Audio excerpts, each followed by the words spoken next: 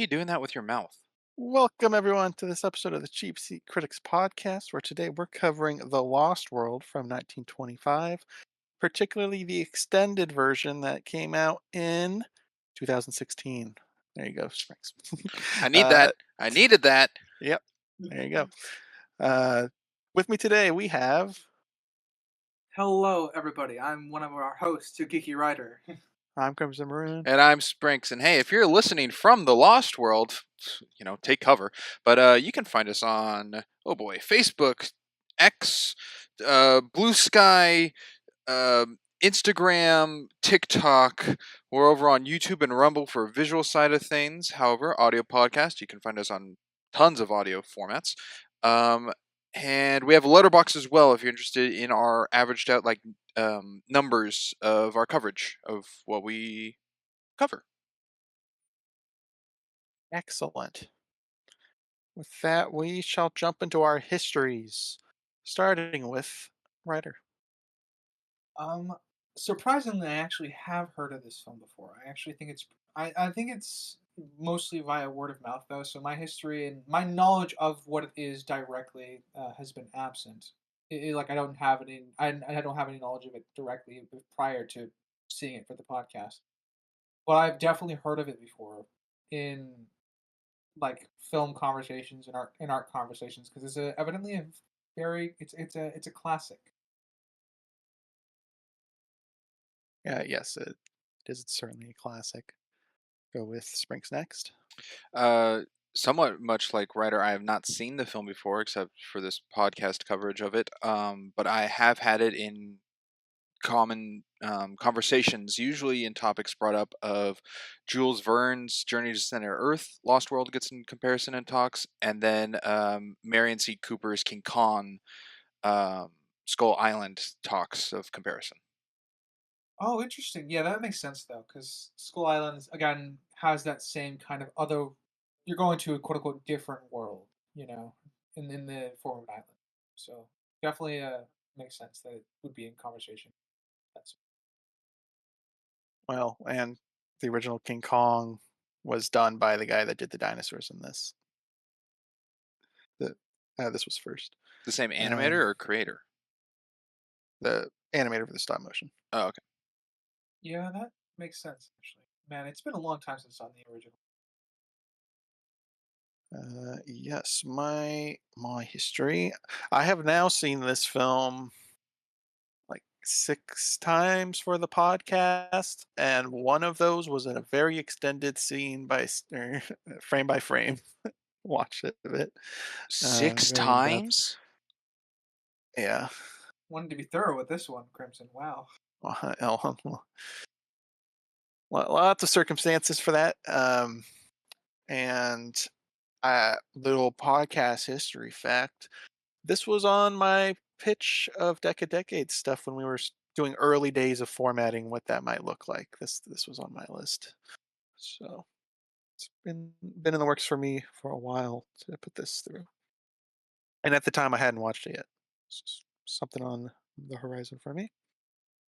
And I've heard the music from this before, specifically when the Brontosaurus is in the city. That that music's Same. very iconic. Yep.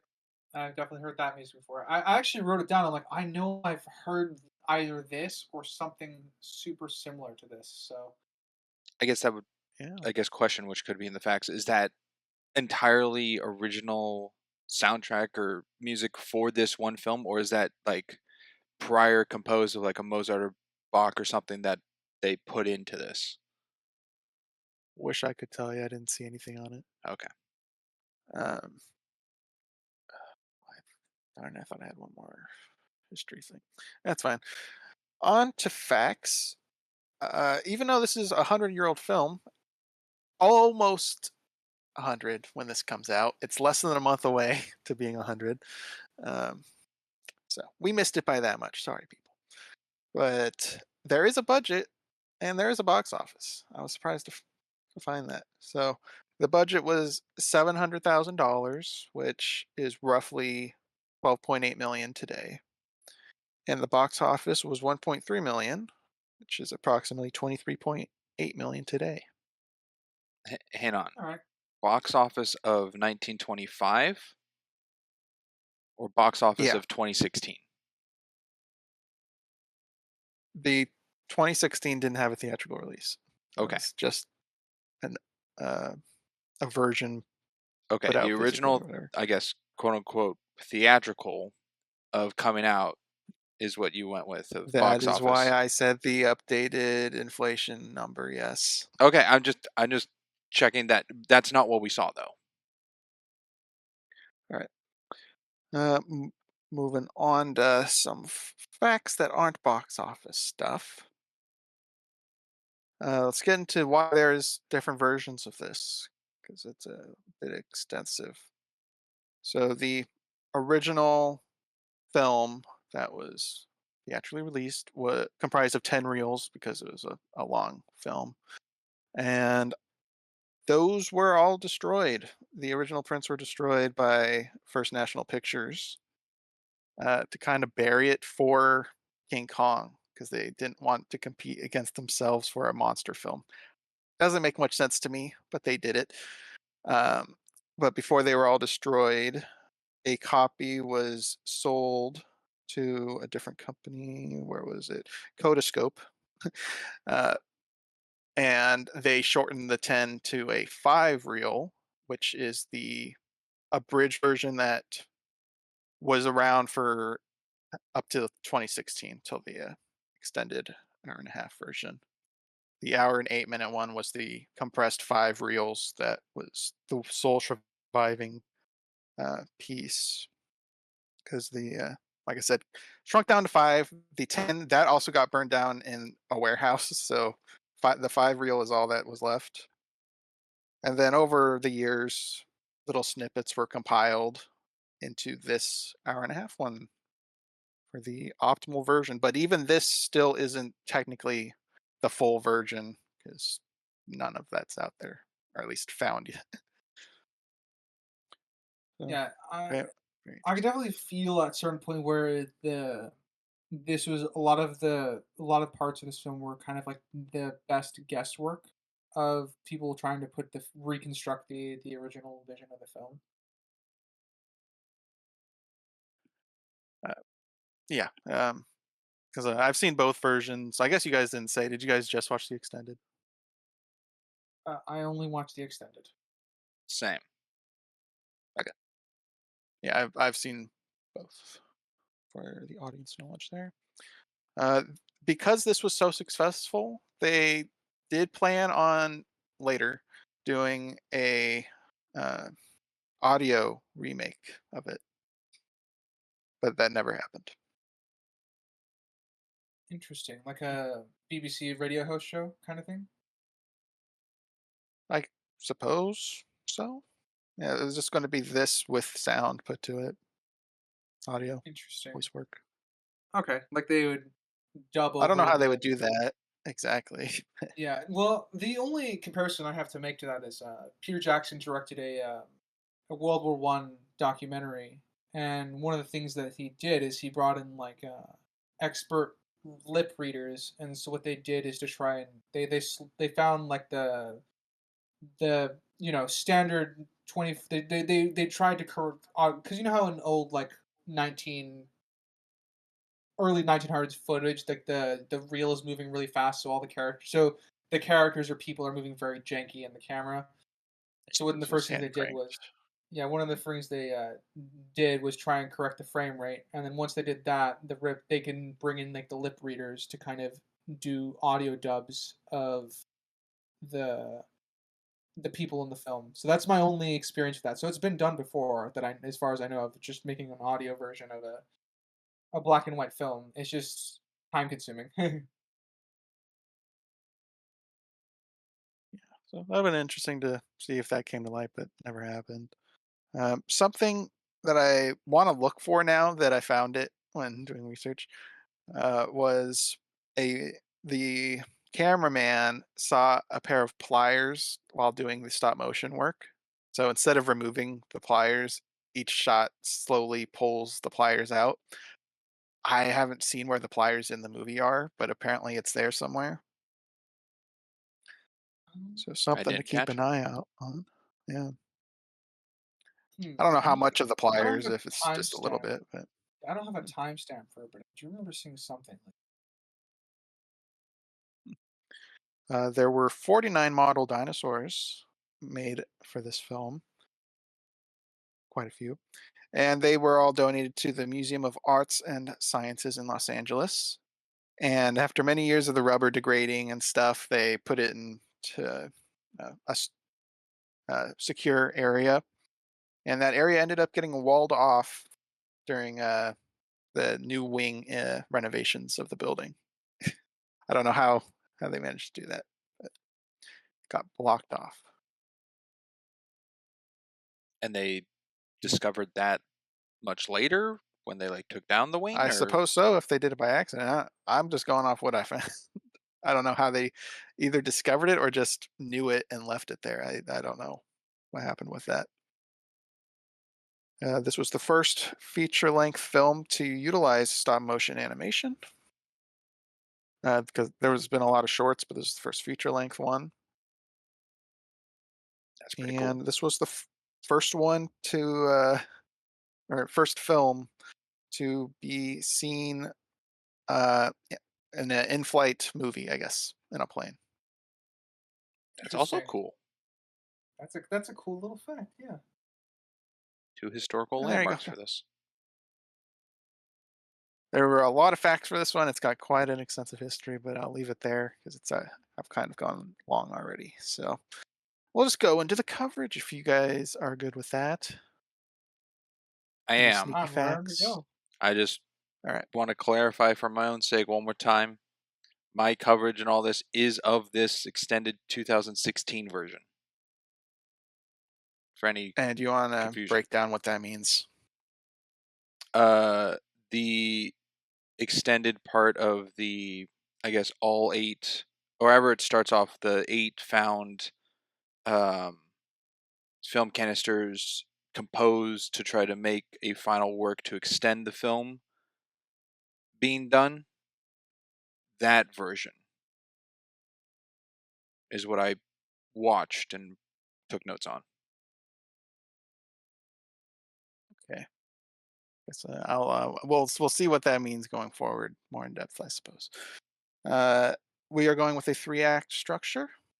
Act one consisting of the beginning to when the newspaper pops up describing that they've left civilization and won't be heard from for months, possibly. That'll be Act one. Jump around with in anywhere in there, and we will start with Spriggs. Oh, sweet. Let's see. Well, classically, I should probably start at the beginning. Um, is there no? I guess it wasn't in facts, but is there no like descendants? I know after 100 years they have no possible No living firsthand. works or people who worked on the film, but no descendants or anyone who knows more of what the story's complete vision was to be, like a blueprint, either from script or storyboarding, because it really got me pondered of the very beginning, stating this abridged hour or this edition of the most complete reconstruction believed possible, which came to me, the heavy word of the believed is a thought process onto the person who compiled it, and not like for the best that they could. I assume they would have Best something from Arthur Conan Doyle, like the author, but I don't really know. I wouldn't know beyond that. the best answer I can give with the believed is this is technically still not the complete movie. So believed could mean if we find more of the movie, then it could be better. It could be more of it. I see. Um, Going in so that knowing could be that the believed there's is there's still room to improve it because we don't have the full movie yet. there's missing jigsaw So pieces. Got it.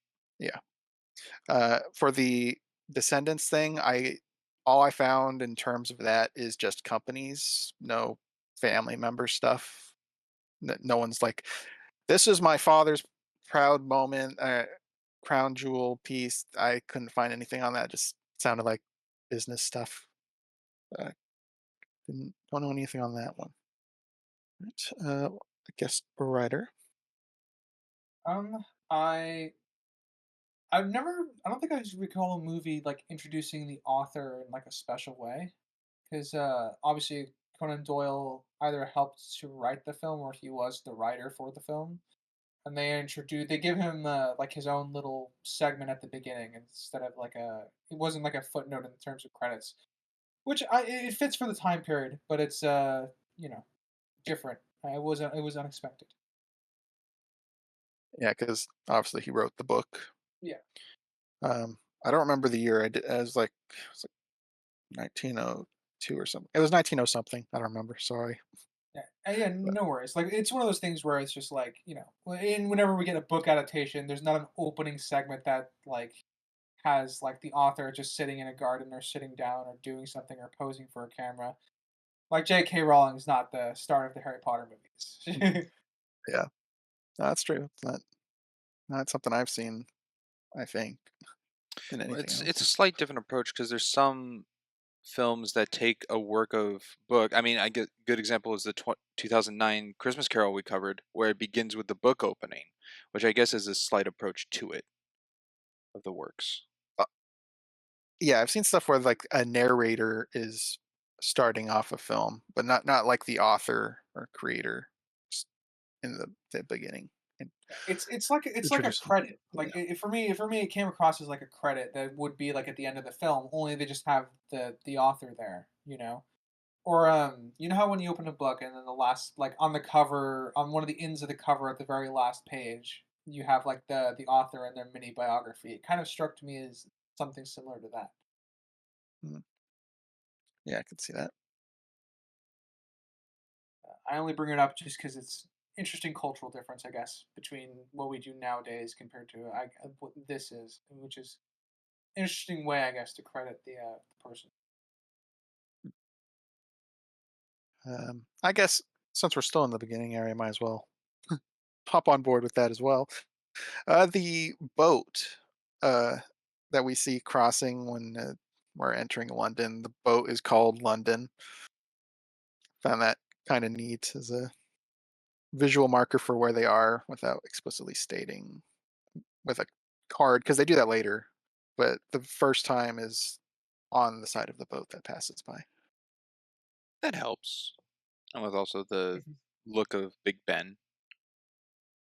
Yep, definitely iconic for Ooh, I guess London. that brings up a good question since this is 1925 originally of footage. Is this a UK funded and made project, or is this an American made project, or a Shit, different location? what was the answer to that? Because travel I th- was quite different back in that in the 20s. I believe it was American. But don't quote me on that. Okay, not, not 100% on that one. so is it possible then? I mean, maybe I didn't even interpret it. Is this boat beginning you're talking about? Is that stop motion made in America and not actual footage of London? The boat's certainly a miniature, and the shot of London could definitely not be real. So that could have all just been a miniature in the opening there, Very cool. because I know the boat was. It is the And United the States. okay, that's what I thought. And the face of Big Ben was pretty darn bright, so I don't. That could have been a miniature using too much light. I don't know, something. We'll go back to Sprinks. Oh boy, what to go with? What to go with? I just think it's cool that the ape man is credited by being played by a Mr. Bull Montana, and I think that's just like a cool sounding WWE wrestler. Oh, Montana. They got a Yeah, lot of like wrestling sounding names. You can't tell me like Professor Challenger doesn't sound like a wrestling Oh name. yeah, good. Challenger's awesome. Oh yeah. S- Spoiler alert: my favorite character in this film, Professor Challenger. Actually, I guess we can just. I'll ask it now. Favorite character. um, hmm. Probably between Roxton and Challenger. Yeah. Uh, Probably Roxton. All right. Yeah, Roxanne would probably be my follow-up second place winner there. Go with the writer. I think they do fix this later. I think they have a funny enough a throwaway text to screen line to kind of amend this, but it's convenient that Malone knows Roxton because he Y- seemingly has no connections beyond his journal, and he can't get in. He can't even get inside. So it's convenient that he knows Roxton in order to get a pass to go inside and see Challenger's lecture. I recognize it's there to move the plot along, just a tiny nick. Yeah, I agree. did he know him at that point, or was that his first introduction to him? With the way they interact, I would assume that they know each other because they talk like old friends. It also does show Ed going directly towards him. Yeah, like He's Ed a goes directly. well-known guy, but true. I don't know. I kind of saw it more as a first-time interaction, but I can see it as being ambiguous for it. That's interesting. Then, Yeah, if Roxton just meets a stranger who knows he's a reporter and gets him in. Oh, there could be plenty of reasons. One being like seeing the passion behind uh, why he's here you or could what he also wants. you could also infer that he also, since Challenger's a friend, he wants to give Challenger the best. You know, uh, what's it called? Uh, Good press. Credited word of yeah, mouth. good press, good word of mouth, but that's not the phrase I'm looking for. Anyway, I don't remember it. Oh well. It's Reputation. no, it's the phrase ends with the word doubt, and it's bugging the crap out of me that I don't know what it is. It's like Beyond reasonable uh, doubt, or close, but it's more of a uh, it's kind of a any English majors, let us know. I don't know innocent to like innocent uh before proven guilty kind of reference to similar phrase to the doubt one that I'm thinking of. It's like I said, it's bugging the crap out of me. So we can move on. All right. I'll jump to a bit that I'm not a fan of, and that's just him breaking into Challenger's house through the open window and the Bobby just watching. And Yeah, it's a then little weird.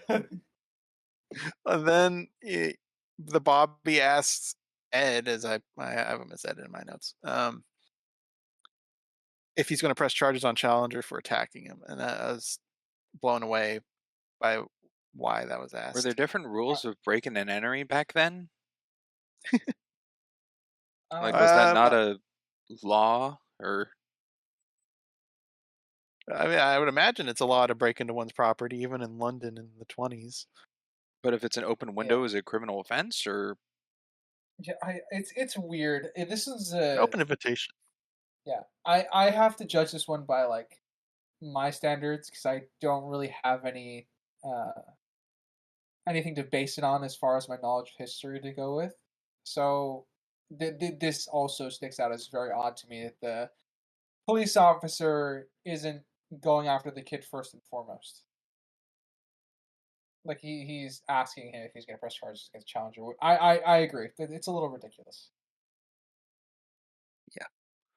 I recognize it for the tool that it is because Challenger sees that or Ed has integrity. So there is a benefit to this, but it's very very ham-fisted.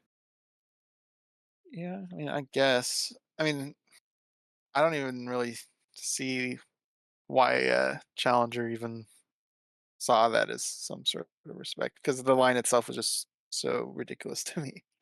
Yeah, Uh, the reason I see it that way is because the film intentionally draws the because it's text to screen. It intentionally draws our attention to the line of I with Roxton when they're in the meeting. Roxton pokes Malone says, "I told you, Challenger is seer." So the idea is here he's showing that Ed is also sincere and he has integrity and he comes from the heart in a similar way. So I recognize the intention. I just think it's ham-fisted. Hmm. They could definitely rework the scene to be different and still get the what they intend from it. Anything on that, Sprinks, or just want to jump to your I point? well, I think well overall, I think Ed's a dumb character. Um, Yeah. I he didn't look around before breaking in, which gives more into the implication to me that I mean it plays into his low intelligence, but just like it's a fine well or not welcoming, but somewhat invitation to enter someone's house with an open window. No, I think Ed was intentionally breaking in. He it is dumb that he didn't look around though. Okay. And is there a point you want to jump to, Sprinks? Oh, plenty. I got plenty. The what was it? The Arthur Conan Doyle bit when he sits down and the dog and a title card or not a title card, but a I don't know the A term of what quote. they're called. Quote cards. Well, I mean, I call them text to screen cards, but it's essentially it is dialogue in the film. Yeah, but they have a name, like the film Yeah, the term for it. I terminology. can't recall. Uh, but that pops up, and then it goes back to Arthur Conan Doyle sitting there for another 4 seconds before going to the London thing. I think those 4 seconds are unneeded. There's a lot Uh, of things we can probably cut out. Yeah, well, yeah. I mean, I there's agree. a hour version of this added at half an hour. Yes. I can definitely feel the half an hour in certain parts once we get to the Lost World. Um, However, it is very it's not found footage, but it's very of the time of film, it's very choppy with its frame cuttings of film. So I think it's not necessarily stuff that needs to be fully removed. I think it just needs to be edited better. yeah, Of just no, no, splicing the I tape. wouldn't be. Yeah, I wouldn't be arguing for like complete removal of some of the scenes that take extra time. But I would definitely also agree that they could probably edit them a bit better in the sense of like just cutting out the trimming the fat on some of the scenes that we find later. True. But I didn't know if this was, which I was curious with Crimson, if this is like all the footage they could potentially find, like out of everything, and they didn't want to use what they had and to make a better, I guess, film to come across, use everything they had. Like, not be like, oh, well, this would be a better pace thing if we remove these 3 seconds. And then they have a bunch of things that aren't in this version. They're like, no, everything we found is going to be compiled in this some way. They tried to stay as faithful to the original as possible. The changes, I guess, I will say that I've picked up seeing the two versions and did a whole thing on is some of the dialogue with one particular character has been tweaked for more modern audiences digestion, and I think there was two bits where scenes were flipped in order. Everything else though has been the same order and stuff. Okay. Some are cut shorter or longer. Yeah, So there's some there are trimming. points where I think a lot of the some of the dinosaur fights would have been either replaced or cut out or edited, I guess, to be faster. And are what immediately struck out to me as like starting to drag a little bit. Yeah, I don't want to say too much about what's different or same because it's a lot easier just to see it than to explain it. That's fair. So And if yeah, something's my applicable, I'll point it out, but I'm not going to get too in depth. Like, hey, this was different in the hour version because it's not. uh, based on and kind of going to what Springs was, I guess his original question or point. I From what I gather by watching the Springs, I think the editor's intention in 2016 was to get it as an extended version of what the 1925 version was. So their goal is to again keep it as faithful as possible to the best of their knowledge of what the original film was supposed to be. So like they didn't do any like modern editing techniques or whatever to kind of I guess better the film's pacing and editing because obviously, if they did that, I think that would improve certain aspects of the film, but it would also take it, I guess, away some of their intent behind the authenticity that they want from it. Yeah, I I guess see. the only asterisk for that statement, writer, Tricky. because I've seen both. There's only one use of like blatant modern editing in this version, and it was the quick cuts and the final act with the Brontosaurus in the city. There was a series like quick cuts of different people reacting. Those Oh, were interesting. those were longer drawn out scenes in the hour version, but for to build the intensity for this version, they kind of made them more quick for Like I said, I'm building. just giving my best guesswork based on the Yeah, version I saw. that's right. I agree with it, except for that one use. I feel like everything else is very faithful to what I've seen. Mhm. Okay. Uh, and it's hard because the hour version and this hour and a half version are both not original. There's no original. There's Yeah, the nothing to base original it is off of. the original's dead, pretty much. It's So missing. Interesting. what we got is what we got. Both versions are interpretations of something no one knows. Let's see. I think that was a Sprig's point originally. And, we'll go with writer. All right. Um, this is kind of a classic tropey thing. Um, the girl only going to marry a man who does great deeds. Obviously, this is the call to adventure, it being a youthful kind of love, kind of a take on the story. It's very archetypal. It's very classical, and I was kind of amused by it because I think they conveyed the feelings of the two young lovers here at the start very well. Um, and I honestly think that it's not obviously it's not Ed's fault that spoiler alert the girl moves on. But I find it interesting that she was very adamant about this particular fact until Ed kissed her, because you can kind of see her realize, oh, maybe I, don't need that. I guess you can interpret that from the acting, I suppose, in a way that I do retrospectively. Hmm. All right, Springs. What are your thoughts on Gladys's Well, intrusion? hearing Because I what feel like Ryder it's going just to be said, different. I disagree that their romance came across well. I think it was they showed no chemistry really. It felt somewhat like Ed was in a honeymoon phase and Gladys was just kind of using him. Because in a relationship, if they're not going to continue forward because of this proposal, it that whole scene to me felt like just a character motive into Ed of why he's in the movie or like his goal of where he's going. It's his call to adventure. Yeah. Yeah, but it just the chemistry between the two of Ed and Gladys just didn't seem there at all for me. Uh, Yes, Springs. I agree with your let analysis of me let that me with But the I'm rephrase not because going. I'm honeymoon not saying they're bad phase. at acting of no, what their I roles agree. I are. agree with I agree with what you guys are saying. I think you guys misunderstood, so I'm going to rephrase what I meant. Um, I think there is chemistry from Ed to Gladys, not as much chemistry from Gladys to Ed. The only time chemistry, quote unquote, appears is I think after Ed makes out with her and before he runs out the door to go on an adventure.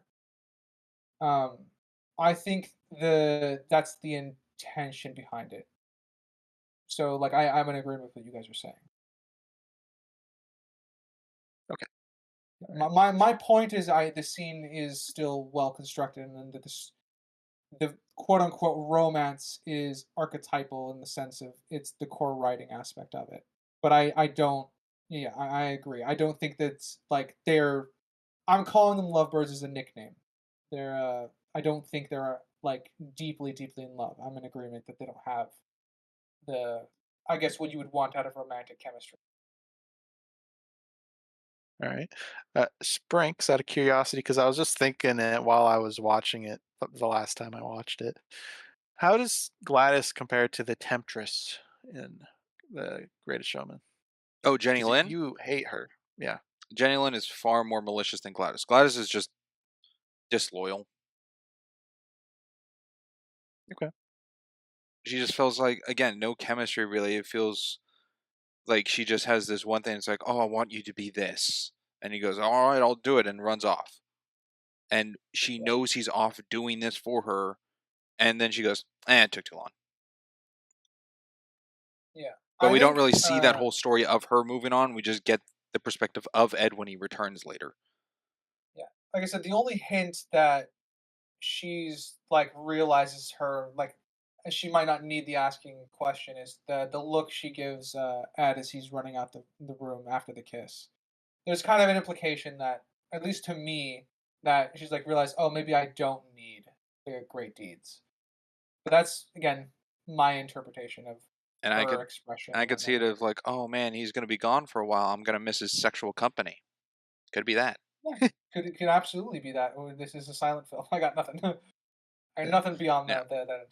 But Jenny Lynn comparison, Jenny Lynn knows that he's got a family and he's got kids and he's where he's come from and all built up, and she's taking it all for herself and this whole tour, and she's being a real minx about it, and yeah, no, far worse.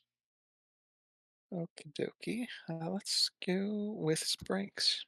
Oh boy. Well, just more into Ed's stupidity of intelligence, how he gets into the office to get called to go to Professor Challenger's talk, of Oh, like he getting just ink slides all in. over his face and slipping on trash, and then he slips forward on the trash, but in the next shot he's backwards falling, and it was a real uh kind of Charlie Chaplin goof. It's slapsticky humor. Yeah. Yeah. No disagreement there. This is definitely a product of the time. Something I was gonna say on the earlier topic of the uh, Sir Arthur Conan Doyle being a bit long was this was films haven't been around that long when this came out, like a couple decades for public use, I guess. And it still has the magic of seeing things on the screen feel real. So I'd imagine just maximizing the film duration was quite entertaining back then. I would imagine your one escape from reality. You got no smartphones to watch videos on. Go to a movie once a week or month or something, and that's what you got. Or you can read a book, but that's just me. Hell yeah, but that's Yeah, this I is a know whole what new you mean. experience. This is a new experience. So yeah, I know what you mean. The moving picture show. I've never seen one of those moving picture shows. I could definitely see that being an angle. Yeah. Let's see. I guess I'll go with something. Uh, Way towards the end of this act, in the camp they have, I guess, on the river. This is pretty much before the newspaper thing. We The see last a stop at the edge of civilization. Yeah, yeah. We see a lady with a guitar, and I couldn't tell if that was the actor for Gladys playing a different role. I also wrote that down with a question mark. So anyone's guess. Don't know. Man, I'm going to lean yes, but I couldn't say definitively on that one. Didn't know if you guys thought the same. Looks like I Ryder had noticed it at least. uh, Ready, right? So let's go with Ryder. uh, I quite like Challenger's introduction. He's getting heckled by students, and he just immediately puts them in his place. It tells you everything you need to know about Challenger, and his name tells you everything you need to know about him too. That's Uh, true. it's probably my favorite character introduction in this story. Is I just love his visual. The He's burly. He's got the beard. He's got the stern face. He looks great. he's a You could professor look with at him and be like, games. Yeah, I know what he is. I know what his character is purely off his appearance. he's definitely the Age of Explorer kind of scientist dude. So Yeah, and then Mr. What was it? Summerly. Somethingly, yeah, Summerly. Somethingly, Summerly. Summerlee is the other You can professor. look at him and you got an idea of what he is too. I feel like that's actually with a lot of these characters, like Percy. You could get his character based off his appearance. So I guess good on the designs of the Percy. characters. Yeah, I mean, it makes sense though, because in this era for filmmaking, you have to be able to personalize your characters without necessarily giving voice to them. So you have to design them in a way that you can imagine their voice perfectly. You know, True. That's a good way of putting it too. everyone looks so distinct. Yeah. And of course, the exaggerated facial expressions that happen throughout this, a lot of which through Ed, but a lot of characters have some exaggerated facial features to convey what they're feeling. Uh, I accidentally wrote her name down as Maple. It's not Maple. It's Paula? Paula. Paula? Yeah, yeah. Because Maple was the mother or the Oh, father, that's the last name. or Or yeah, no, Maple yeah, White or something Maple was like that. her father. Maple White is the father. Yeah. Okay. Yeah. So Paula, one of the interesting things about I thought it was a little bit funny. Paula is the one that gets all like the real like sharp close ups for reaction, like whenever the classic Everywhere. girl screaming at a monster kind of thing. Yeah, there's a lot of close-up reaction shots of her Yeah. panicking or In a stressed weird or in a weird screaming. way, it kind of reminded me of I think it's Juror 9 in, from 12 Angry Men, where we get the old man who gets all the strange close ups occasionally. Oh yes, the funny one. Yeah, funny one. It kind of reminded me a little bit of that. It's of the time, so I find it more amusing. But Yeah. very very clear, distinct facial expressions to get the point across of the adventure. Yeah, something I would have liked out of Summerly because he joins in because he doesn't believe Challenger, and I'm adding a skeptic is a good idea for this kind Yeah, of film. I wish there was more on him though, because during the expedition he's looking at stuff. He's doing his job. He's looking at the beetle. He's looking at lizards. He's doing stuff, but he's not active in any plans for anything. It's just kind of tags the along. Yeah, funny. The edit that I would make, like, I mean, like he's there to be, debate Roxton over like, getting their spring trap working with the tree and stuff like that.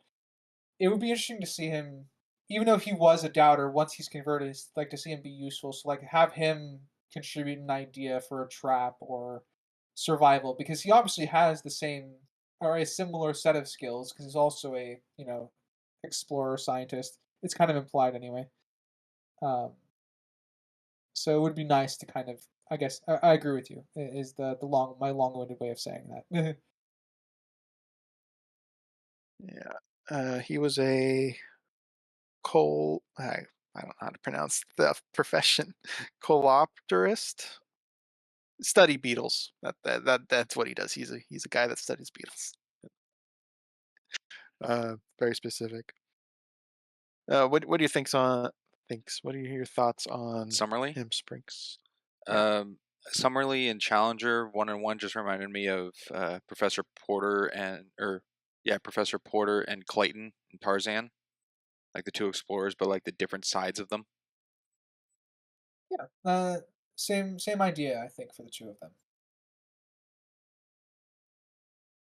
yeah. And do you think his place is just enough, or do you think if he was a bit more active in things, would be Um, better for him? I think he's enough, especially with the whole was it like catapult scene. Mhm. I think that helps really justify him more into the group they have. Do you think he should have died? Because no one I dies don't. in this No, I don't movie, think this is the kind of movie really. to do that. The No, it's not death, the kind. the death is Maple White. Pretty much. If I were to pick a character to die, I actually probably would pick Roxton. Oh yeah, I mean he is kind of the father figure, I guess, to some Paul. some folks here. Yeah, listen, he's an inspiration. If I were to pick a character to kill off, I'm also in agreement. I don't think the film needs any of that with what we have. It's definitely not the kind of story. Uh, Yeah, though killing off the skeptic of the group would be interesting because there would be even less clout that Challenger would have when he's trying to give his final lecture proof of his actions. You know, Roxton, if he died, would have reminded me of Roth from the 2013 Tomb Raider game. yeah. Spoilers. Oh, sorry. No, no, I can see that. Yeah, uh, actually, a very close comparison. Hmm, makes sense. Yeah, a continuity error that I caught because I mean, there's a few, and it could have been one of the missing scenes, I suppose. Is when Ed's getting chased out when he announces he's a reporter. He runs out with his coat and hat and walking stick. He's holding them. And then once Mhm. we get the exterior shot, he has the hat on and the walking stick and the coat are gone. So Interesting. continuity error, or that might be one of the things missing from the original. But this current product has it as a continuity error. Continuer. Yeah. Yeah, there's a couple scenes like that, and that doesn't surprise me given I guess the limitations the editors were working with for this. To me, there's one big missing part of this movie. Well, I'm curious and I don't want to wait. So what would that be? How they found the cave during the lava. Oh yeah, that That just happened. whole chunk is I wrote that gone. down too. Yeah, yeah, I wrote that down too. There's definitely some pacing issues or teleporting character issues where I had to do a double take. I'm like, oh, we're here now. Interesting. Okay, I guess. Yeah, there was some teleporting things as well. Yeah. Let's go with Sprinks, even though you just brought up Sweet. that little A thing there. thing with the writing. I think the use during Challenger's talk of saying volunteers to face death is what he needs, which gets Ed's attention because that's what Gladys told him he needed to do, I think is very, very on the nose for his character. But I, I think it's a bit too dumbed down for his intelligence. Like, oh, that's exactly what she told me to do, which is piques his interest.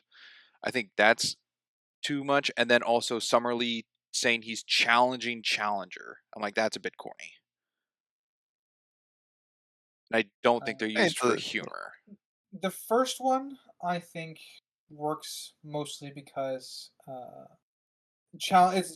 introduced to Challenger's character, and with the way he already like is talking back to the students, I think the way he phrases that is perfectly fine and normal. At least for within his character.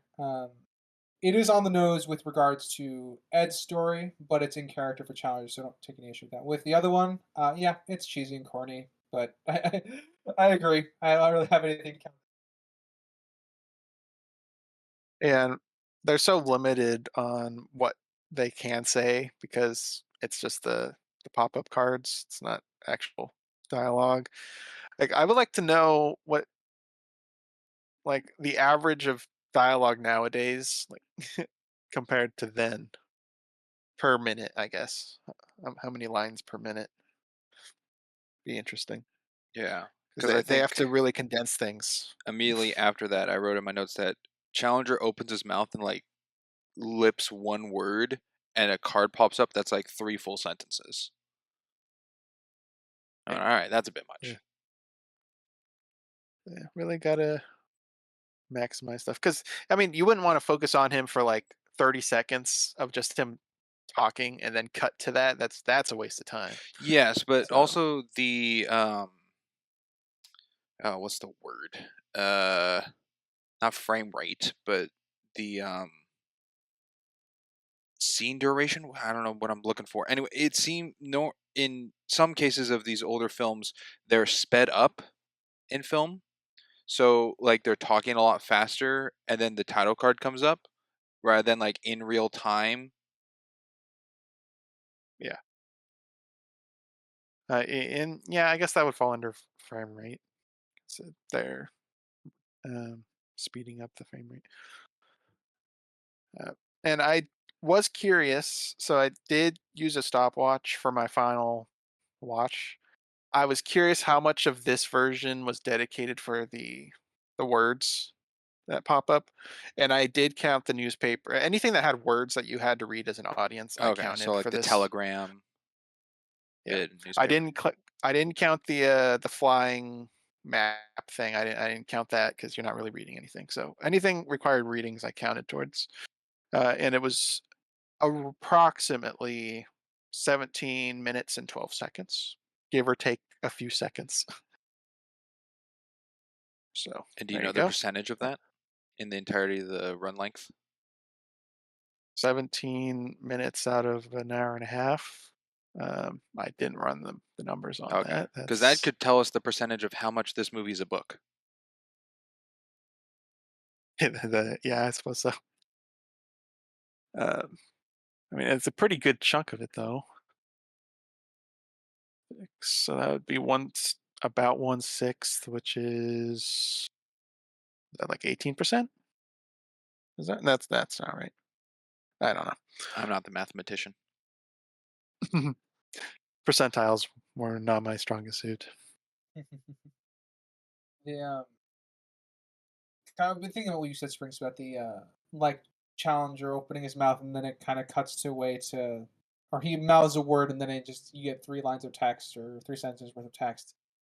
I think it's kind of difficult because there are times in the film where like they say a bunch of words and then the text comes up, or they like open their mouths and then text replaces like the entirety of what they're saying because Yes, they're exaggerating the and I facial think features. for this it could fall into one of two camps where that one word of challenger was not for that card, but they had to add in just that amount to show you the card of who was saying it, because maybe they didn't have all the footage of him saying it.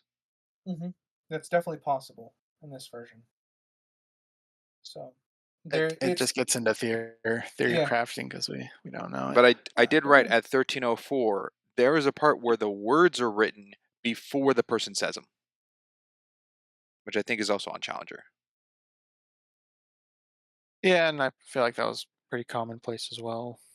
Uh, as yeah, long as they there's enough definitely context for you to understand who's talking. yeah, I think that's the ultimate goal. They're not really going for consistency with that. They're just making sure you know who's saying what. Yeah, because that I think there was one part in this where it was confusing who was talking. What was that? I think it was when Paula and Roxton were talking about leaving, um, and they haven't returned to the cave. I think that part confused me on who was talking. But everything else I think made sense. And I ran the math, 18.28%. So I was right with 18%. Wow, The math is 18.2% of correct. Nice, this movie is a nice. book. Yeah. But anyone who's into subbed stuff, their whole things are books. Okay, maybe okay. No, I get the sentiment. Uh, who went last? I'll just go with Ryder. All right. Um, I like Challenger's wife in the sense of as a counter to him. They play off each other well in the few scenes they have. It's one of those things where they definitely over exaggerate the chemistry, but I think it does it to a good effect because she's not really in the film for much. Yeah, I mean, I have to maximize it because it is so little. Yeah, Mhm. and that's a lot of this film, I think. Speed running things to Yep. get the point across. Sprinks, you're up. That's me. Sweet. At 1410, there's a creaking noise. Did either of you two hear it or pick up on it? I did not. Okay. I I don't think think. I think it's an audio error in the music recording. And it also pops up again at 5618. You said 1410? 1410. I think it's right outside Challenger's house before Ed breaks in. There's like a creaking, I don't know, like Okay, old yeah, yeah, yeah. wood Yeah, noise. I hear it. Yeah, in a weird way it works because it's a carriage that's going by. But yeah, Yeah, I don't think I that's the hear it. intention though. It's not a sound effect. It's not an intention, no. Um, I don't know. I for this 2016 version, they did compose the music for this to fit the length of it. So that might have been an intention. I don't know. And then they bring it The again at music's 5618. Yeah, I don't see why it's out of the realm of possibility that it's intentional, especially if it happens twice. I don't know. I went on to the musical instruments of, I don't know, being old or something in the recording booth or along those lines. Well, So wait, I don't Crimson, know. are you saying? Can't say. Sorry, I just pieced it together. Did You you just just? clicked on what I said. Yeah. Did you The say? music in this was redone. It's the same song, but in order to fit the events that are happening on this version, it was redone Okay, so it's the same um, sheet music of the original, but it's reorchestrated for this. to pace the The events added of in the film. footage. Okay, Because if you had like a dun dun moment before anything happened, that wouldn't make any very true. sense. Okay. So they had to match the music to this version of it. Um, let's see. I guess I will bring up something. We get an approximation that it's 50,000 square miles of Amazon rainforest that is unexplored, and who knows what could be in there. And they find the one spot where the dad is. I know it's kind of jumping ahead a little bit, but it is referenced here. The size of it, Well, no, no, massive convenience to me there. were they talking about the jungle as a whole or specifically the plateau to the Lost World? They said the Amazon, the unexplored part of the Amazon, which And that that's would be a part of. Was there a okay. part But that stated the second tree? Because they said the stump by the plateau was taken down to indicate he went in that direction. the second stump was literally like 2 feet from the tree they chopped. Yes, You but can see wasn't it in there the something shot. they said that like that tree was used by Maple White and his Yeah, the, team, the dad like chopped how it. he couldn't Yeah, escape? Okay. So that gives a little vicinity of where he would be, or at least last known. it's been Either weeks or way, months yeah. since that. Either way, I agree with you, Crimson. It's convenient. Depend the severity of it, I guess, is depending on my understanding. Because I took that as there are 50,000 square miles of unexplored Amazon, but the plateau itself for the Lost World is much much smaller. I agree that it's within the 50,000 miles. I guess we just don't know what percentage of it is the plateau. Yeah. So yeah, I agree. It's convenient. I guess my only point on that is just I don't know the severity of said convenience. True. There's Which something, brings yeah, something I guess I could have done, but didn't have the time to get around to it, which would have been an example of like when we covered Billy's balloon, I could have done something on math, which is the size of the plateau compared to the pterodactyl. To it's me, inconsistent with the size of the it's pterodactyl. Oh, it's inconsistent absolutely inconsistent. unless Yeah. that's a big pterodactyl and that's not the one that comes back later that gets chomped out of the air. Yeah, No, that it's pterodactyl is like the inconsistent with size. itself. Yeah, the pterodactyl is about the size of Smog the dragon, so I don't think they'd have anything to fear about T Rexes. Okay, because it really like The the perspective change of when it landed. I went, oh my gosh, that's a small place. Yeah, I thought it that was that was way my farther away. exact reaction too. I understand they're using obviously models and stuff like that, but that was pretty much my reaction. Like, wow, that was much bigger than I thought. I mean, yeah, I think that plagues this film is inconsistent proportions for the stop motion. Yeah. I mean, it's one of the first, and it is the first feature length film Well, to I do think it. Yeah. I So think they got the there's room for Brontosaurus error. stuff pretty good with proportion of what There they was a show. couple parts in London that were inconsistent, but as a whole, I would agree with Yeah, that. but the The There, pterodactyl pterodactyl, the was the worst offender. allosaurus, those are off. there's definitely a um, kind of a passing sort of uh, what's the word? A passing sort of like not convenience, but like the film being the first stop motion, like full length that it happens to include stop motion.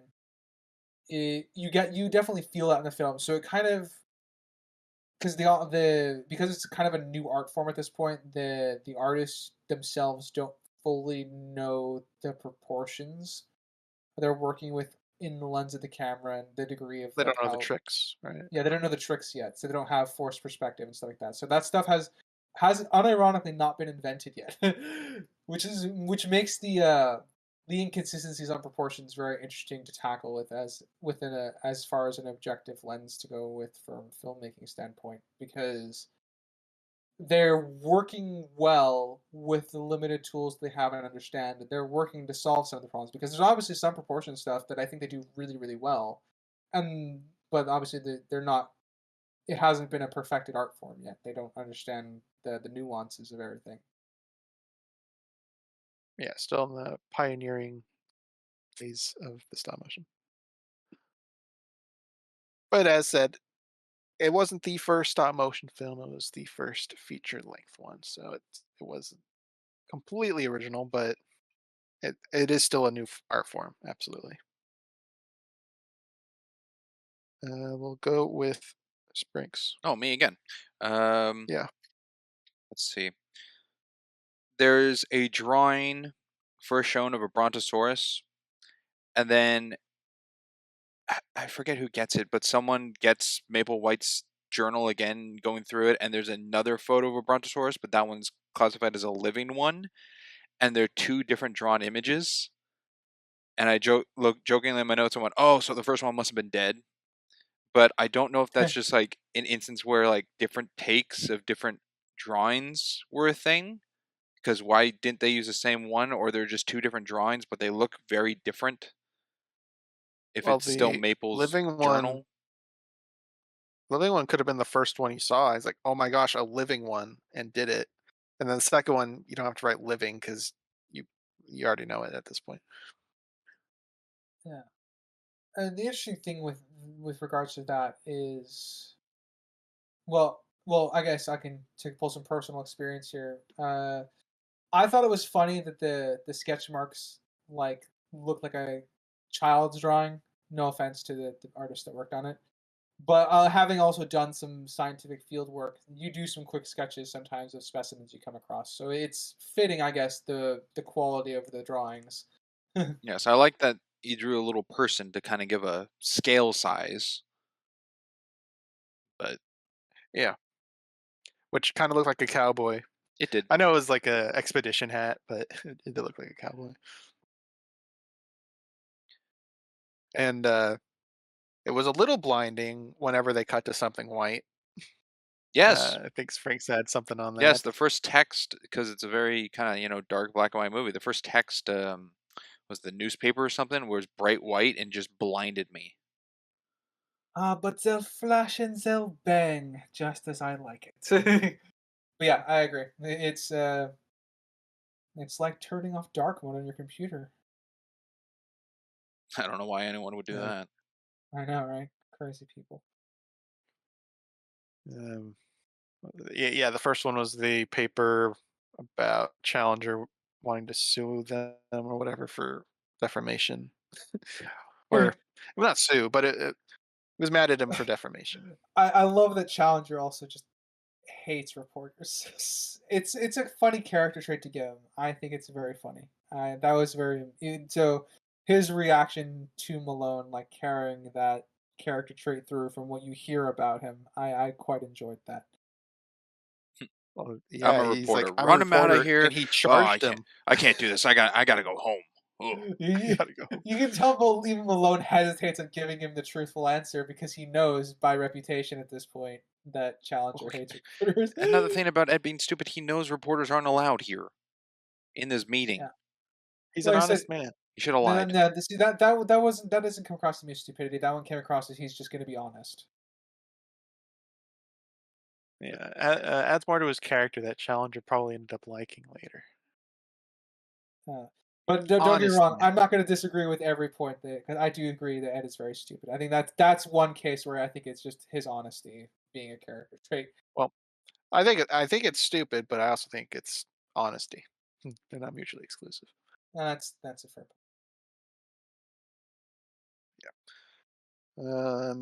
How are your guys' act one looking? I know Sprinks, you got a lot, I'm getting right? close. Or I'll say, oh yeah, I okay, got a getting couple more close. points. Okay, I can go through a couple more as well. all right. Ryder, you can go. All right. I like that Malone's adds usefulness comes in the sense that he can help finance the expedition. So he's also contributing, not just like being a journalist. He's also contributing like directly to the Financially. expedition. So Mhm. I like that because it makes them it gives more reason for the character to be there than the initial one of just I need to be brave in order to get a girlfriend or to marry someone I like. Yeah, and I think it's good for Challenger's character because he hates reporters. He doesn't like the newspaper, and he's agreeing to it.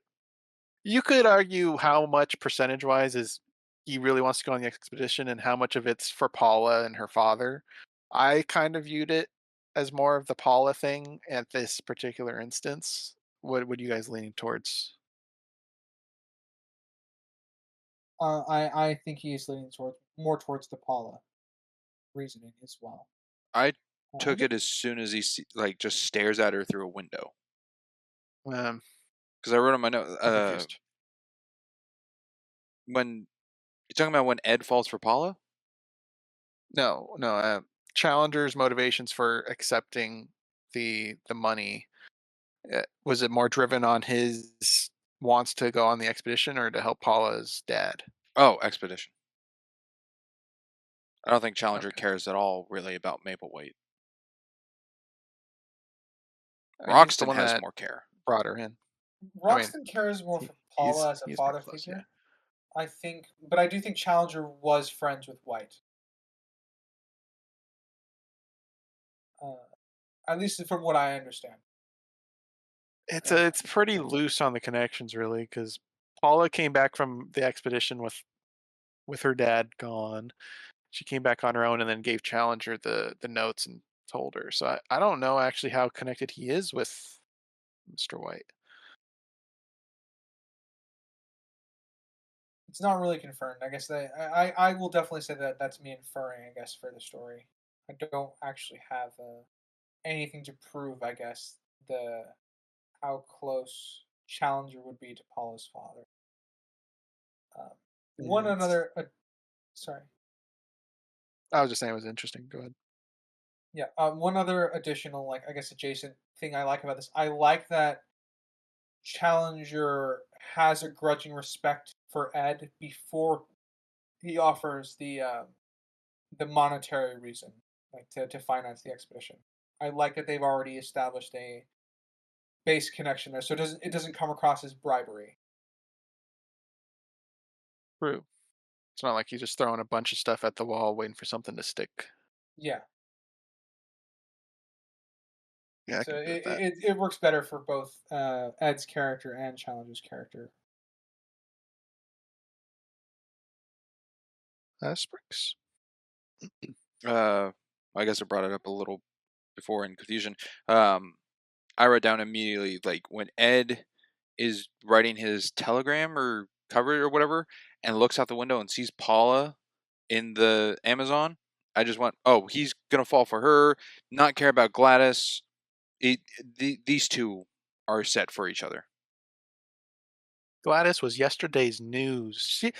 Gladys is on a different planet now, no Um, obligations. the one I look of Ed looking at Paula to me had far more, entirely more chemistry than the entire scene of Ed and Gladys earlier. I can agree. yeah. At that point, they had been traveling together for months, so I was totally fine with that because they were building chemistry. They would have theoretically been building chemistry that entire time and getting to know each other. Yeah, that was when he was writing the update letter about the blank map, which Mhm. I was a little confused by because was that something they set up earlier? I don't remember No, them they talking definitely did about No. not. a map, Yeah, and a so blank that might be map something that's missing. it's a blank map that's sealed that only Challenger has and knows, and I put a few question marks up in my notes because I don't understand the point of it. It's like introducing a MacGuffin that they don't then use at all or reference at all. Yeah, it just might be one of the missing things of him using it as leverage. Like I got the map there, and no one else knows how to get there but me. Yeah, I So mean, like that's I I, could totally see him in arguing with Somerville or Summerlee over it.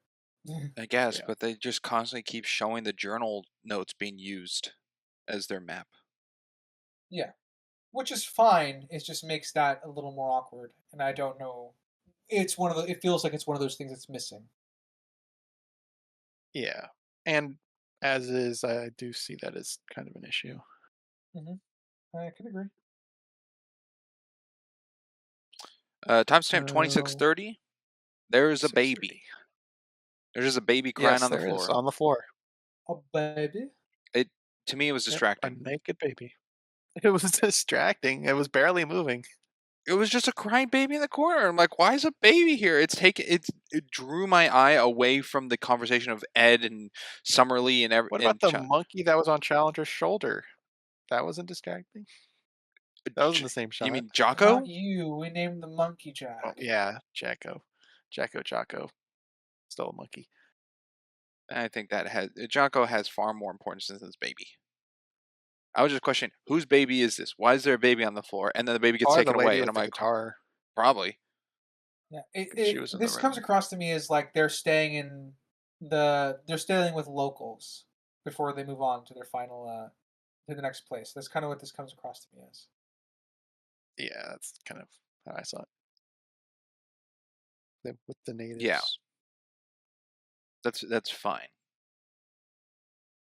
And I do like the little bit with the beetle that Oh, that he gets eaten. The little Summer comedy. Lee was looking at. It was a little comedy, but it was going with Summerlee's speciality. He does beetles, so it was nice to throw in that he was interested in studying it because that's his field. It's Then Challenger, it was right? That's taken. holding the beetle. The Challenger's the one that's showing it to him. No, the beetle's on the No, table, Oh, okay. and it's then the So Roxton. you parrot haven't seen eats it. it. Okay. Summerlin and Roxton. Yeah. I remember yeah, maybe yeah. I think you're right. Emily Rocks. Yeah, because later there's a what was it 2728. There's a somewhat transitional cut scene usage with I guess a baby boar inside the room, Hmm. and everyone's like sitting around, and then it cuts to the room. Everyone's in a different position. Challenger's now in the room with Jacko, and he goes, "May I come in?" Which is the word card That after was it. one of the teleporter It was. I things I went. This was is. thinking. You're already in the room. Yeah, I had that exact note. Yeah, that's definitely an instance of teleporting. May I come in as he's there taking over? Is what I had written. Which is weird because he kind of already was spearheading the expedition, but now he's like, now I'm in charge of the, Yeah. the expedition. I guess it's the last affirmation. Like, hey, this is it. We're going into the unknown. This is the last edge of civilization. It works. It just doesn't come across like Fair. Only so much you can say with the title card thing, that. Yeah, the pop up. I think that's the intention behind it. But that's You're just me probably guessing. right. Probably right on that one. And Summerlee threatens to not go any further as long as Jack goes along, but he doesn't follow through with that. He still takes along. Jacko doesn't do No. anything with Summerlee. I know. Not again. No, Not again. just the glasses. That's Yeah. it. To be fair, Challenger has a very good counter argument though, as to Oh why the yeah, doctor can come that along. was a solid reason. He knows what to eat. He knows other things that I've forgotten. Going on unlimited supplies. Berries. I am out of notes for this act. Ditto. Sweet. I guess my last thing. I hope I might have to go back later in my notes, but Well, the, going into Act Two, uh, we get introduced to animals in this. Like we got the crocodile, we have the boar, parrot, the beetle. There's a lot of wildlife, and then going into Act Two, we get all showcased a deer, a sloth, whole bunch of animals. And I was just thinking how cool this would be in the 20s because you don't really get to see that stuff moving. Maybe if you're lucky at the zoo, you might have a sloth or something, but this would be quite exotic to see. Kind of cool. Not just seeing dinosaurs come to life, but some of these exotic animals. yes, a Yeah, nice I little can agree jungle with that. cruise. Yeah. Funny. I literally wrote that down. Reminds me of the Jungle Cruise from Disneyland. Yeah. And this was a part that I felt was a bit long, but I think the fantasy of it being the 20s and it would kind of feel special for the viewers, I think, would justify its existence at the time. Yeah, there are a couple things that you could trim even then, but I legitimately think that it's here so that the audience can bask in the fantasy of it. I think they also reuse some river footage, but again, it's just to bask in the fantasy of it. Yeah, like they cut to the jaguar or leopard or whatever the cat was like three Are we times. moving into Act Two? Little excessive. Yeah, because you guys Okay. said you didn't have anything, so Now I I was can. kind of Okay. bridging I over. was waiting Yeah, for. Okay. So, we're now in Act Two. Yes. the sloth to me Yeah, was odd. I don't know how else to describe it. It's going down the tree, and they pointed out like, "Oh, there's a sloth," and they're in their boats looking at it. But then when it cuts back to the sloth, it is now climbing it's up the climbing up. tree. So it's fully turned around, and it's the pace of the sloth. So either their boats are going so slow to convey that they saw the entirety of that, or it's just a transitional piece much later, and they're totally without eyesight of the sloth. They do Oh, that a that's couple assuming times. it's in real time. I mean, I could just be the footage that they had, and they wanted to extend it. Yeah, there's a couple times where I guess the logistical viewpoint is in question. Like there's a shot of a doe in a field that doesn't come across to me like it's in the same place as the river they're going down. It's by itself. Yeah, No one's like looking at it. So yeah, yeah, because there obviously is no with how thick everything is around the river that they're going down. There's not really a clearing to spot the a space where they would spot the doe. So there, I think I again with what you're saying with the sloth, I think there's something similar with the deer. I legitimately think it's just there for the fantasy of everything. Yeah, but I also picked that up, Springs. The sloth was 180'd. Um, but now that we're officially in Act Two, I will say where it ends. It ends at the discovery of Mr. White's locket, I guess, at his remains. I thought it was a pocket watch. Sure, pocket well, watch, it's a. whatever it was. I think it's a locket. It has a photo of Paula inside. Oh, I so mean, you do can have a pocket pocket watch watches. with that. I don't know. Oh. But Whatever it is. it's the Uh, roundness of it that I guess that made me think if it's a pocket watch. It could absolutely be a locket. whatever it is, we know where it is, and that is the end point of Act Two. So well, let's go with the writer now.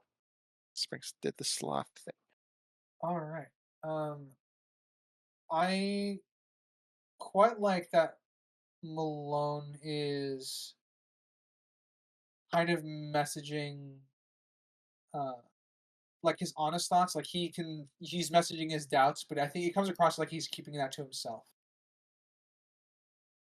when they're camping outside the plateau. Who? I missed the who. Ed or Ed, sorry. Ed. Yeah, I mean, he's kind of in his own space on his typewriter and stuff Yeah. often. I think I just kind of likes it because you can then take that a lot of what you've seen beforehand is him putting up a front, and he's just putting his honest thoughts down. It's like he has doubts about what their expedition is going to find, uh, which I guess I like. So there's a difference between like what he's doing with the group and what he's writing. At this point, it's been 3 weeks since they stopped with the boats. Uh, that was written in the paper.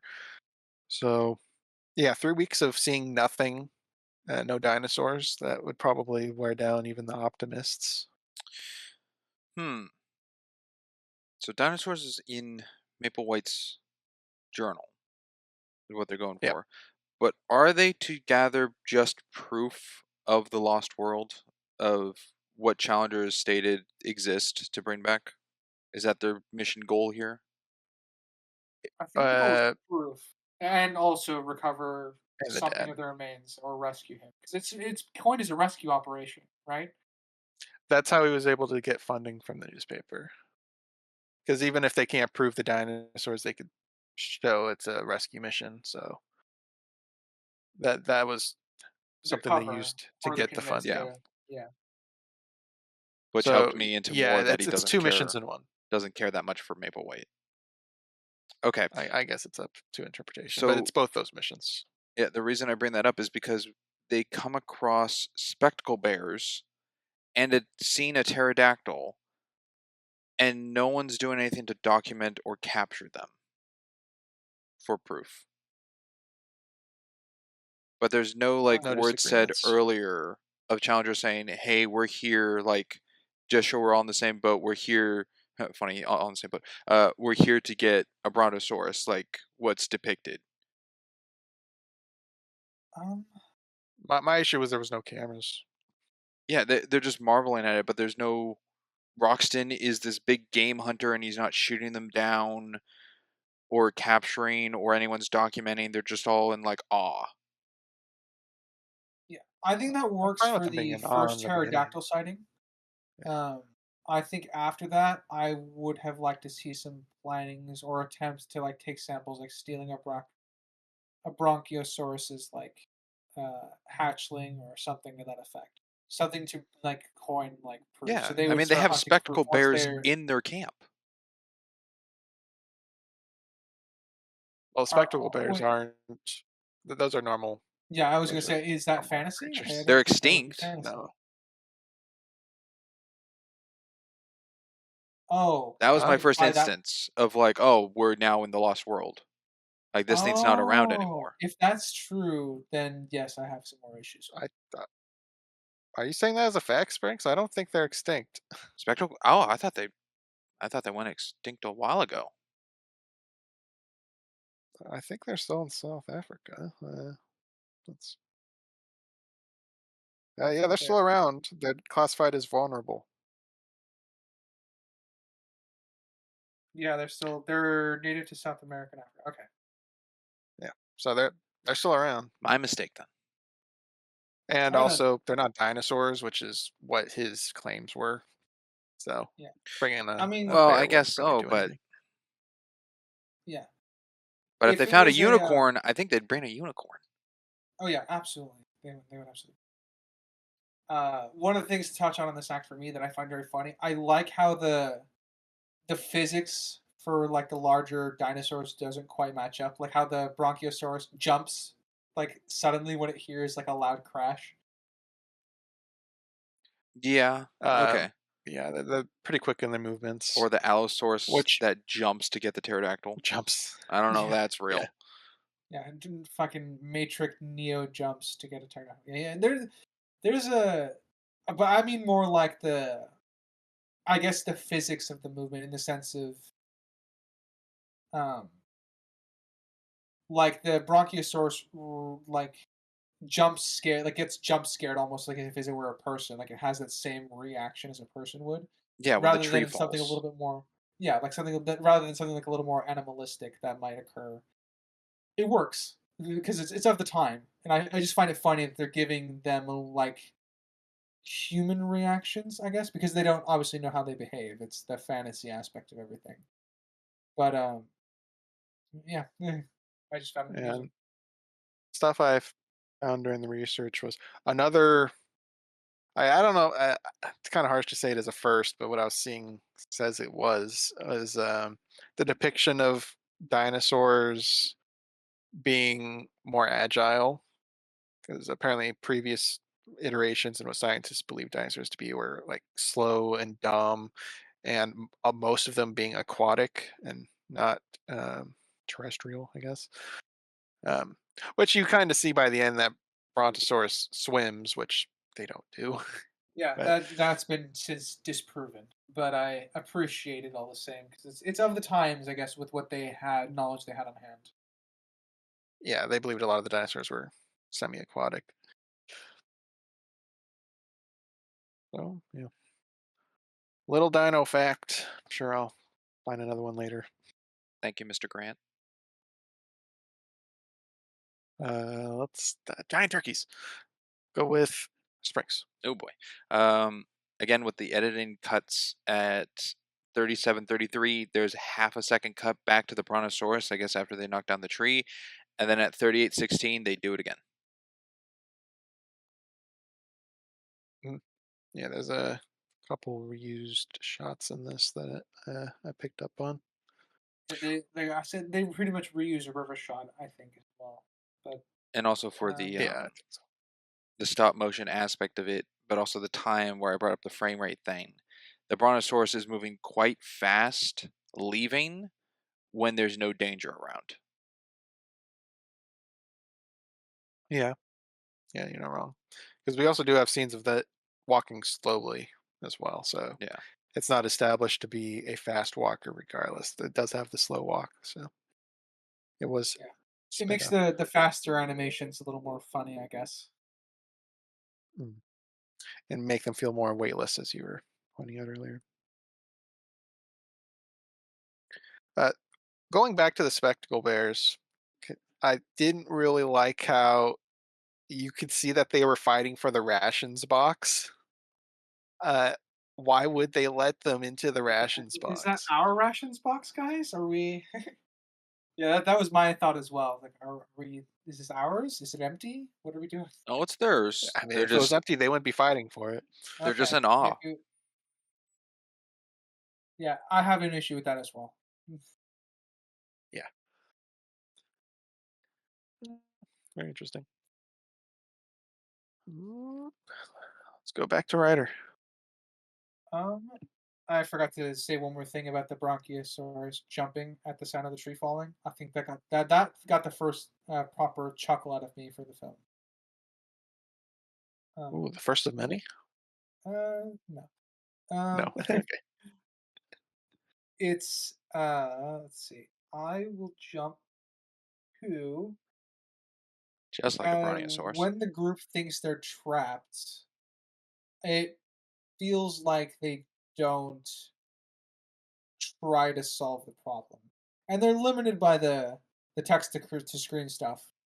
But it feels like they don't like how long is our rope? How long can we throw the rope across and try to tie it to something? I don't really get much in the way of them trying to figure out their escape in the shock of everything. Because obviously we pan around a lot to see their reactions to all the dinosaurs interacting with each other. Yeah, that's fair. I mean, who knows? That could have been cut, but it would have been nice to see them, yeah, like chuck a rope across to try to tie it around the stump or something. Yeah. Like try to lasso it around it. They try to lasso it, and then obviously maybe the rope's too short, so they just have to keep pulling it back. And then obviously they'd give up on that because they're exposed, and the Bronchiosauruses could come back and knock over something else again. Um, Also, it's convenient that the Brachiosaurus knocks over their bridge right after they made it. But it's for the It's a sake of learned the plot. experience. He was It, the one that knocked over Professor White's original tree. yeah, I wrote that down. I'm like, maybe that's what happened. I just kind of put a question mark. It lets us fill in the blank. We're supposed to presume something knocked it off. Yeah. Something I liked with just the visual storytelling of it is we get a shot of, I don't remember who did it, but they picked up a bug off the tree when they were walking across, and it was a termite. So I think that was just them trying to convey that it's a untrustworthy surface to walk on because there's a termite on it. Or that could just be reading into it, but I feel like that's what they're going for. Being that that's the 'Cause why one else would you put bug a to termite on a choose, tree? yeah, that's more. I would say that's what they were going for. So I like that they did that instead of having a text pop up saying, "Oh my gosh, there's termite damage. We gotta go," or something. A real Yeah, instance of Letting that's the show not tell. audience figure it out. that's nice. I agree. Pretty big termite too. I think I agree with you guys that there was a lot of clear chemistry from between Ed and Paula from the outside. I think my first instance of like proper romantic tension though is when Ed asks what she's thinking, and she's thinking about how her dad would have seen their fire. I liked that because it kind of showed a bit of intelligence with her as well, that she's thinking like that. That's Hmm. something you could easily just not think about, but I like that she did. Yeah, I can agree with that. What do you think with that, Springs? I think it. mm, I think it's fine. Yeah, it does play into what her mind has thought of, like saving her dad, but no one around is really also thinking that. Like Roxton, kind of, but of the crew, no one's really on this rescue mission idea more so than finding proof for Challenger. So I'm glad they like Well, stuck with that for a character.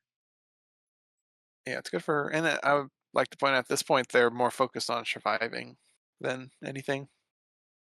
Right now they're not focused on rescue Yeah, dad or get proof. Right now they're they're just trying trying to to survive the survive. night and watching all the dinosaurs hate each other.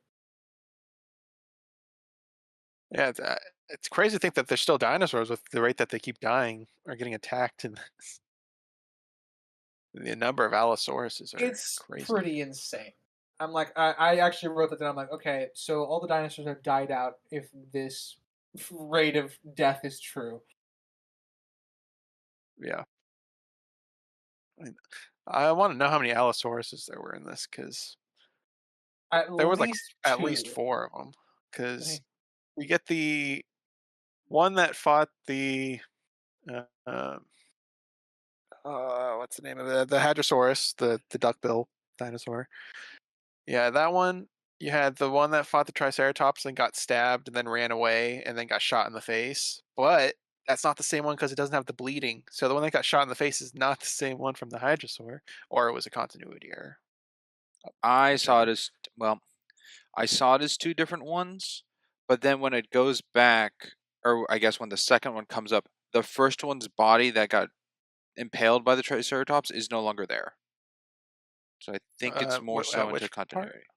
The Allosaurus that gets jabbed by the Triceratops and is like motionless on the ground, and then the Triceratops later gets jumped by an Allosaurus that comes from the right side of the screen. The The one that second it one. stabbed earlier is no longer in the background. No, it's still there. Oh, is it? Oh, it's just too dark. That was one of my compliments in my notes. It is dark, admittedly, and kind of gets lost in the foliage, but it's still there. But freaking there. Allosaurus is everywhere. And it's Yeah, kind of refreshing getting Allosauruses instead of just T Rex everywhere. Kind of I agree. refreshing. And that's also not, if we're talking about the same thing, that's not a Triceratops, is it? It's Because a one is subspecies. the one with the baby is, but this one it's got like scales. In my research, this one in particular is a reference to something visually. Um, Yeah. There but was a couple different theories of I think what the triceratops, I'm gonna call them triclops for short, but triclopses looked like. So I honestly think that they're my guess based off of my limited knowledge is that they're playing with the male and female dynamic. The males have the sharper ridges and like the longer armor, and the does quote unquote have like a more subdued version of it. Yeah, darn it. I always remember the facts, but this more spiky one with the more bumpy skin, that was a reference to something. I don't Okay. remember what, like a book or something else. I don't know, Yeah. a Well, painting, an a reference to interesting something. an interesting thing about this is I actually kind of like they're trying to play with dinosaur dynamics, like the idea that the Triclopses hide their children when the monster Allosaurus comes running. They're playing with. I don't really see that much, you know. So I quite appreciate, I guess, that they're playing with the theoretical like dynamics and sociology of dinosaurs. Mhm. And one of the things I had to look up because I was like, Allosaurus is so interesting. When did the T Rex get discovered? Because was it discovered yet when this came out? And the T Rex was discovered in 1902, so they did know it existed. So kind of comes down to when did T Rex become the go-to carnivore? It was probably before Jurassic Park. I don't know when though. Possibly, possibly. I don't know. Yeah, I don't know what it's sparked interesting. the population of it or popularization of it. There you go. And Uh, let's go with Sprinks. Challenger, when they come across a brontosaurus, he goes, "Oh, don't worry, they're perfectly harmless." And then the brontosaurus rips a tree out of the ground and just chucks it. Now, and I don't that's think that's true. that's pretty Perfectly funny. harmless unless it steps on you. Yeah, I might have laughed. That was another pretty it funny could moment be there. a use of foreshadowing to later with it, possibly. Yeah, I mean the harmless is with the intent of the dinosaur, right? It can be harmful unintentionally. It's not going to seek to kill you, but it Yeah, can it's kill not you. going out to eat people, but it's still going to wreck your house and throw and ruin It a could bakery. Yeah. it could rip a tree out and chuck it at you on accident. That's what it could do. Also, I don't think Roxton is holding an elephant gun, which I'm they pretty. claim he has. I'm inclined to agree. I third that. Yeah. That's a mischaracterization issue. I would Are point out. elephant guns supposed to be double-barreled, or can some be singular? That I was I think unsure they can of. be singular. They can't be okay, but this Um, barrel is far too short. Yeah, I was like, it's not the right size for an elephant gun. At uh, least my knowledge of it. I'm not too knowledgeable. yes, Also, him I. firing it would probably knock him over. There was some angles, like when he shot straight up the tree, that would have knocked him on his Oh rear, yeah, when he's for shooting the sure. ape man to defend Ed. Yeah, Yeah, no, he just stood still. The fact the ape man walks away with a still a with an working arm arm still is intact. impressive. Yeah, it's pretty impressive. It That was just a graze. I think I called him Nefarious Neanderthal with the nickname I gave the ape man in my notes. Nefarious Neanderthal. That Um, was a question I had actually. Is this just an ape, or is this an evolution of man? Like, oh, is I this think it's supposed to be the other ape, like the real one, and this is just one cosplaying as a human trying to act as one, or is this an yeah. evolution of man? I think it's supposed to be an evolutionary I thing. think it's supposed to I'm be not evolution hundred because percent it's sure. credited as ape man. Okay. Yeah. Uh, I was just curious because I couldn't really tell the intent, which way it was going. It's certainly no gorilla from Incredible Shrinking Woman. No, it was not that's Sydney true. the gorilla.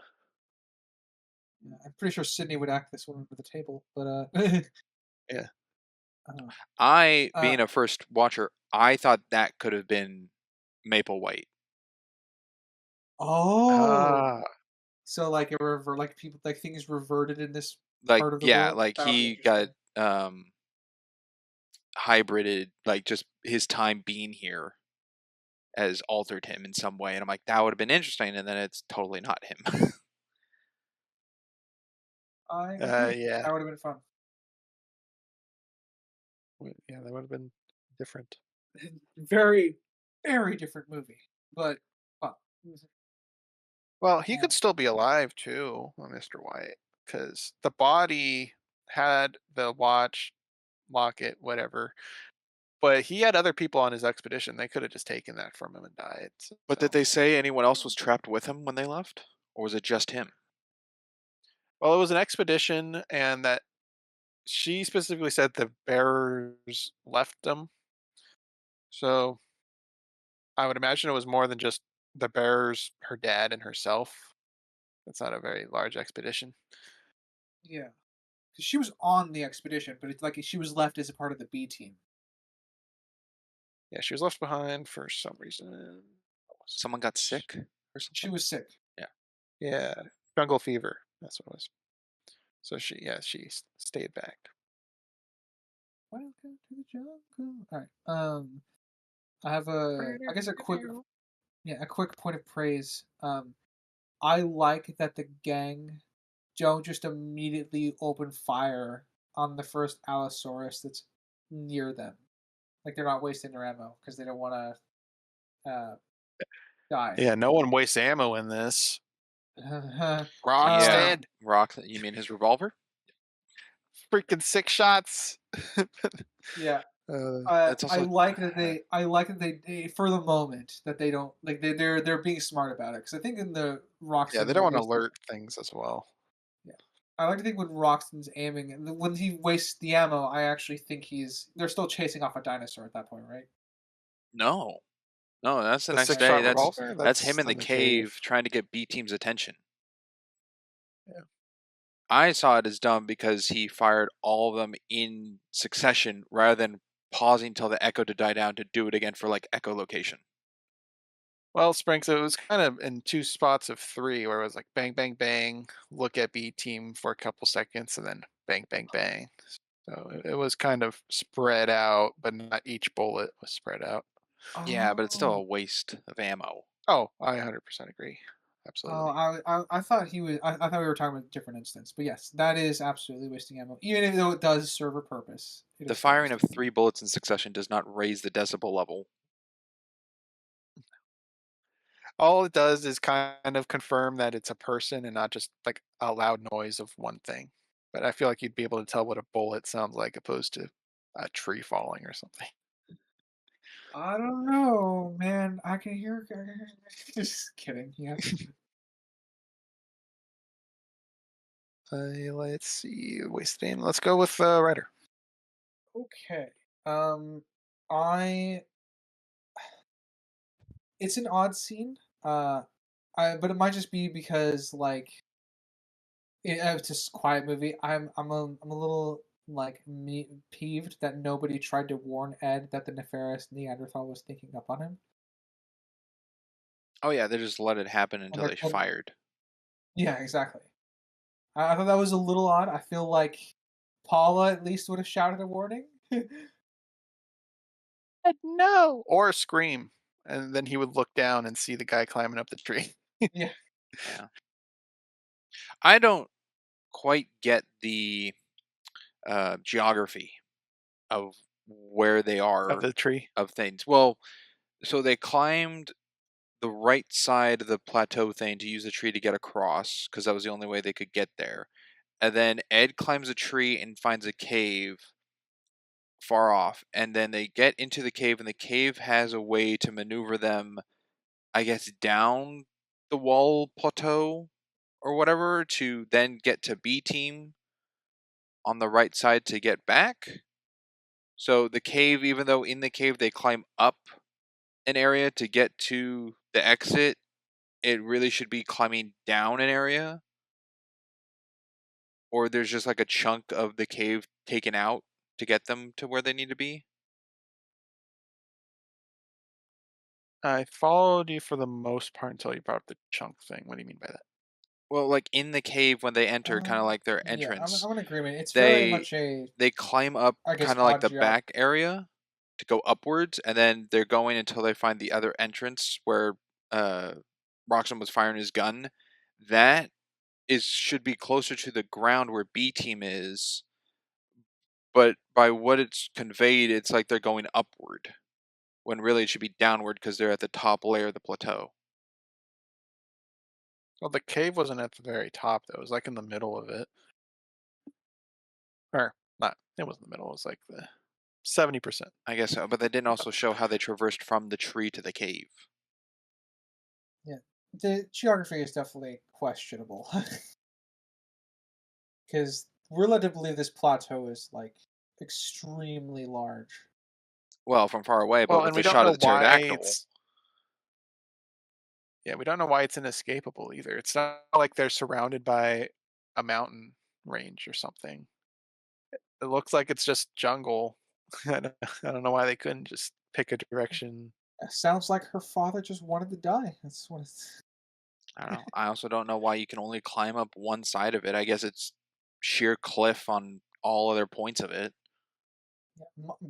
Best case understanding is that it's you can sort of see like there's a pathway on the to up to the smaller mound that's completely separated from the plateau, but there's it feels weird. Like there's a point where plateaus flatten out.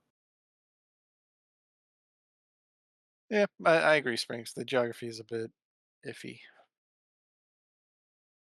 Or at least just conveyed iffy.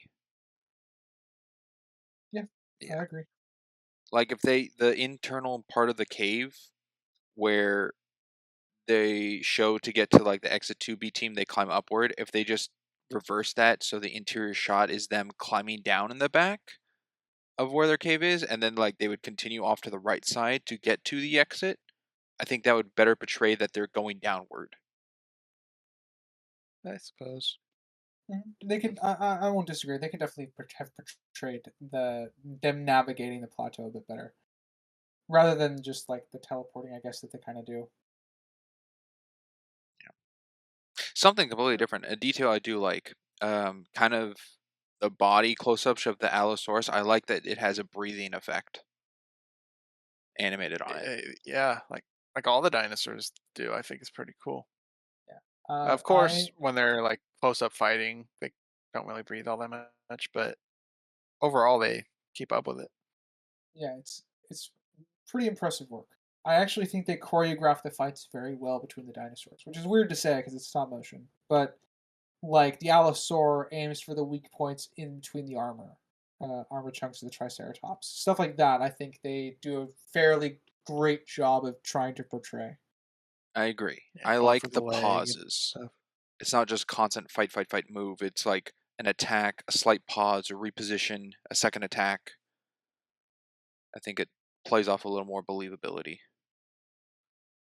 And it kind of gives a bit of intelligence, I suppose, because the first Allosaurus Triceratops fight, where it's the one with the baby and the mom jabs it in the arm and it looks down at its arm and looks up. It's like, did I just get stabbed? And then runs away. I found that a little amusing. It's Just definitely the very look amusing. down and then walk off, and then that's when the shot in the face torch thing happens. But my favorite is it my favorite. I I really like the glowing eyes in the jungle Oh, or the when it's coming to the forest. camp.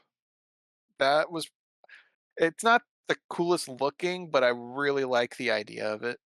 I I, I thought it was a pretty cool concept. I For for the, agree, but for the the time eyes of period, it aren't directly forward. They're on the side of the heads. So that's slightly off. But the idea is really cool. Yeah, for again for the time period, I think it's quite ingenious. And I agree, it looks a little off, but I also agree that it's very cool. The yeah, concept of it. and I guess more on the proportion stuff that we touched with the pterodactyl. The torch is massive comparatively when it's in the mouth, opposed to Yes. when Ed is holding it. And that should have started a forest fire. If it's the Probably. size of the Allosaurus dropping it, that would have started a fire. I mean, um, depending on where it landed. yeah, yeah, things on fire don't necessarily start a forest fire. I don't really know what the weather is like up there, other than it's the Amazon, which means things are very, very theoretically Damn. humid and I'm moist and I'm damp. just going with when a volcano goes off later. There's a couple shots of lava, but not everything's coated in lava and everything's on fire.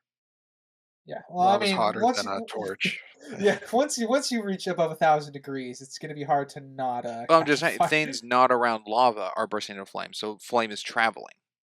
Yeah. Otherwise, you wouldn't have shots of Challenger and Submarine and Ed all running around. Yeah. The thing about that is like once you're in proximity to that kind of heat, it will facilitate easier like transfer of fire. It's not perfect what they depict, but it's closer, I think, than um, yeah. It wouldn't be widespread fires as you say, Springs, but I think there would still be more fire. Obviously, they're doing it for dramatic effect. Yes. Well, it's also established to be quite a muddy place because the Hydrosaurus, the duckbill, dies and then falls into a mud puddle thing, and then the Brontosaurus falls into a mud puddle thing. Yeah, they So only show you I that do 8 believe this to times. be quite a moist place. So the torch could have just fallen in a pile of mud. We didn't really see where it landed. So Okay. uh, it's not impossible to have landed somewhere that wouldn't have caught fire. But you're not wrong. They showed the Brontosaurus just squirming in that mud quite a few times.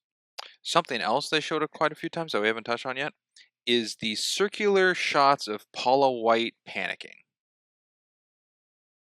Ryder kind of I touched on it. I think the 4th time is when it got humorous to me. Yeah, anytime she's screaming, panicking, scared, anything like that. I guess it's easy. It's to for the audience to imagine a scream. True. Do you think those were done of the time of the scenes for conveying what was going on, or do you think they got the actress on the side and just did like multiple takes of different angles of her and they spliced those into Probably that. portions? That's how I would Probably have done the it. probably the latter, because that would be more easier to do under the constraint of like scheduled filming and everything, and you'd waste less film. And all those shots are by herself All right, in I a agree. black room or something. It's you don't really get any detail around her. It would also be easier to edit too, like out of like from a whatever film reel that you're gonna put all those on into something else. Let's talk a little bit about B Team. B Team being the two explorer guys. I I don't really know what their The positions binocular boys. exactly were. Yeah, the Sure, binocular binocular boys, boys, the B B Team. team. Yeah, binocular B Team boys. Uh, I liked the idea of dismantling the hammocks and turning it into a ladder. I don't know why they didn't just turn it into a knotted rope instead of actually making a ladder, but I guess they wanted the bonus points of being creative. And I don't know why they It would wouldn't be have rope safer, but on this expedition, anyways. yeah, I mean I feel like the A that should be team showed standard, yeah the A team is shown to have rope, which makes this a little weird why they don't have rope. that's Unless true the when they're rope they crossing had they turned into the gorge. hammocks. That's that's possible. I wouldn't be surprised. I guess. Oh, that's so goofy, but it's possible, yeah. Yeah, goofy as fuck, but still We're going on plausible. this expedition where we might be climbing some rough terrain. Let's turn our ropes into hammocks. Yeah, and then go, oh, those hammocks we can just turn into a ladder. Oh, Yep. Where Genius. B team's strategy here is to build a ladder to rescue their friends. They're not the brightest in the bunch. also an inconsistency with that, which is another sizing thing. Is the rope tied around Jocko the rope length or width of the ladder they're using?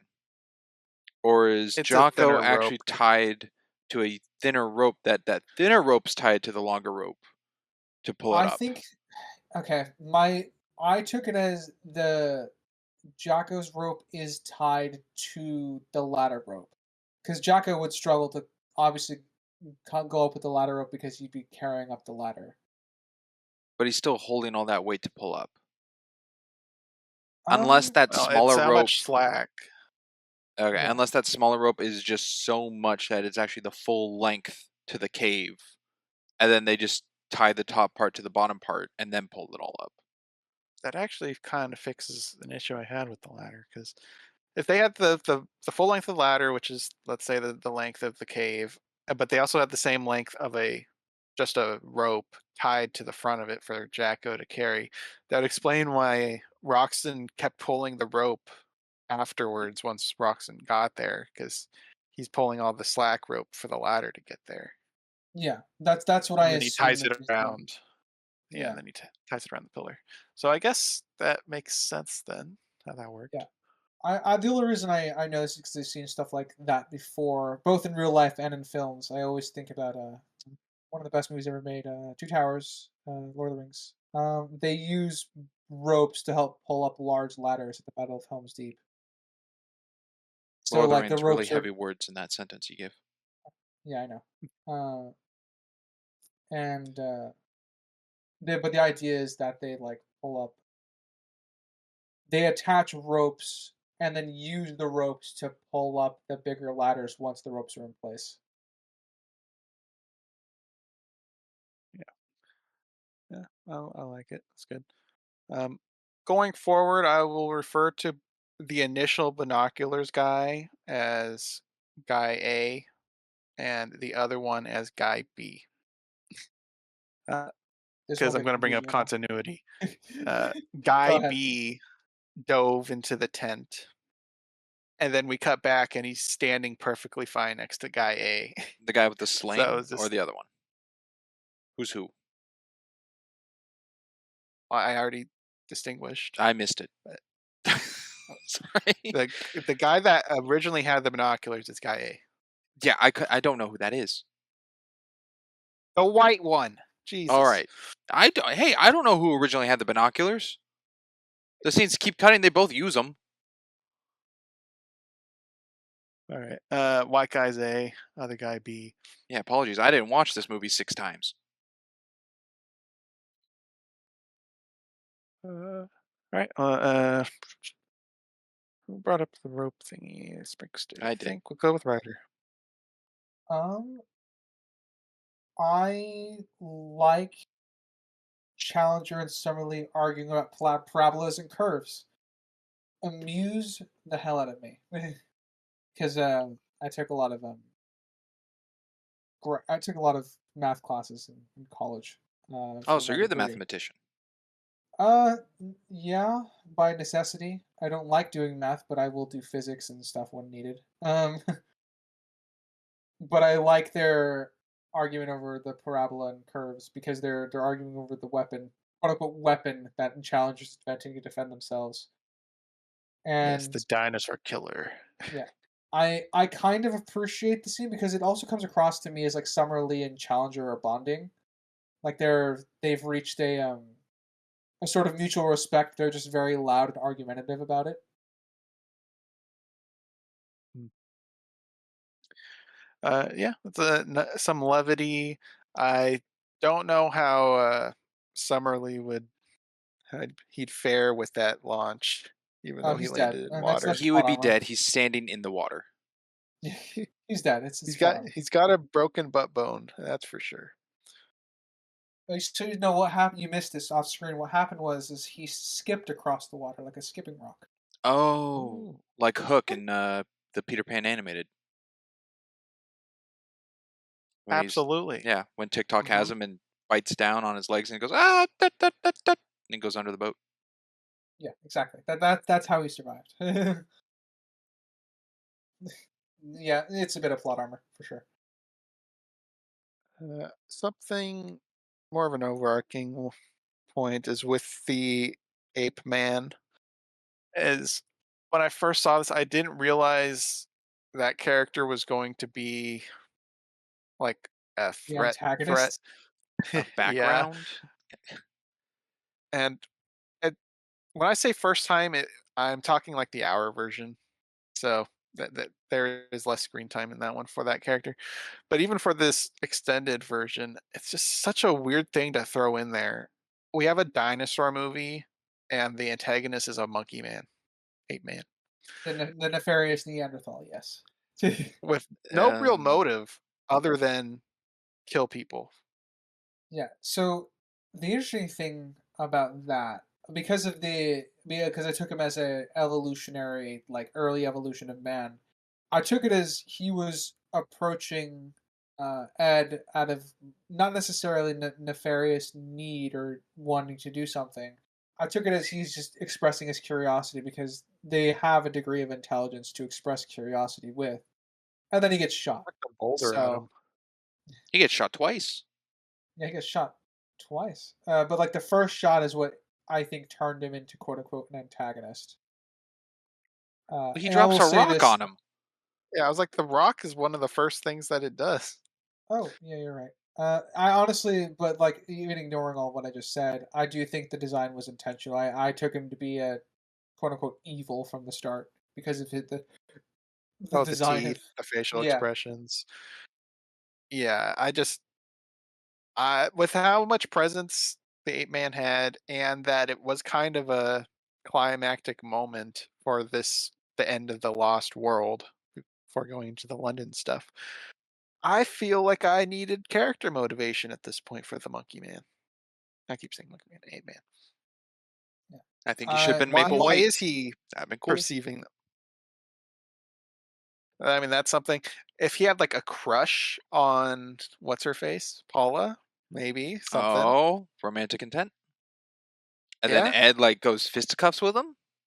Shows how much he cared for Paula. That'd have been something. this is my girl. I don't know. Monkey Just some, Man kills Roxton. it would just be the ape interesting. man being ape man's weird. Yeah, it would be interesting if Ape Man was responsible for Paula's father's death. So what if Ape Man killed her father? I mean, you could kind of infer that because it's in the cave he's in, Yeah. and yeah, All you have he can fit in the cave that the dinosaurs can't fit in. Yeah, like all you have to do, I think, is have a text to screen of Roxton saying, "I think something's bashed its skull in." Like his skull could be Or misshapen. when he got shot out of the tree, he dropped the locket instead of Ooh, finding it randomly in a cave. That'd be ooh, something. that But would that could be also yeah. convey was that then Maple White? Well, then they'd find the skeleton in the cave. But And if you want to go with that they could angle, have some yes, they could have that could something be else a to question. confirm. They could have something else to confirm the body, like maybe the journals, maybe like another journals there, or some other writings, like marks about days being trapped there carved into the wall. Yeah, so I do think the ape man probably did kill Mr. White because fits in the cave, is his dwelling, makes sense.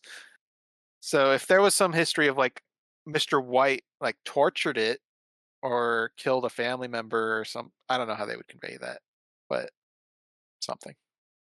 Why it would hate humans? Like if it had like whip marks on its back or something, I don't know. Oh, Indiana Jones was here. Yeah, that's it. How is Act Two notes looking? I am gonna do a quick skim. I think might have one left, but I might be out. Doing Spikes, how's yours? roughly the same. I think I'm pretty much out. I think I've jumped to everything we've talked about. Crimson, I don't know if you brought it up. You brought up something earlier about like a modernization of editing with quick cuts. Was that in this act Mhm. at 55, 54? No, it was in London when the people are Okay. panicking. Then there Uh, was quick cuts at 55, 54 of like them in the cave. And it's three or I think it's four shots, but they're each like a second each. well, there's a lot of cave scenes. Which one is this one? Right, I believe. Let me look at my notes. Hopefully, it helps. Um, it is before Summerlee goes off the catapult. Okay.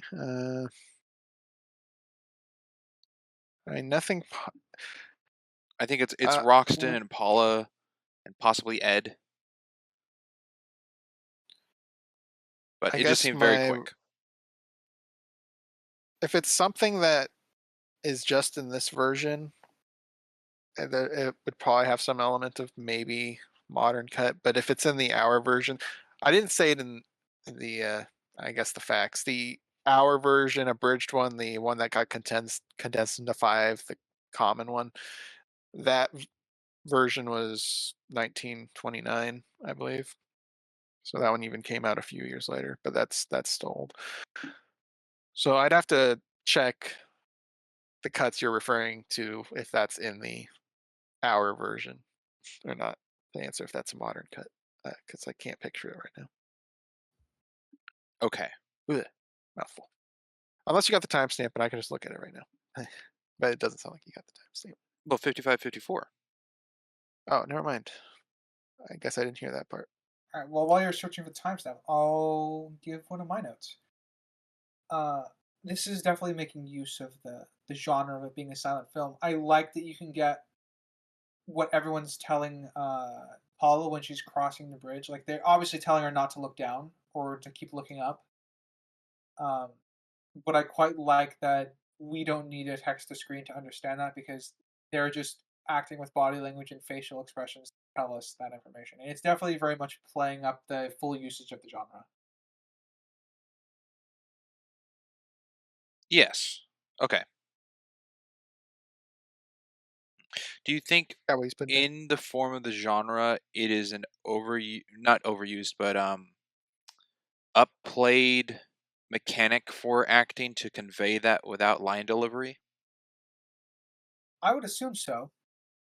Um, it's like a hmm, it's like It's a like a quality of mime. the a little bit, but more like it's like a quality of the writing aspect from what you would expect from these, because the audience isn't there to read text on a screen. They're there to watch a movie, even though you have to do text on a screen for the audience to get context. But the more you can use the text to screen stuff less, the more you're taking full advantage of like the new medium of visual filmmaking. So I would agree, yeah, or I would think so. Okay.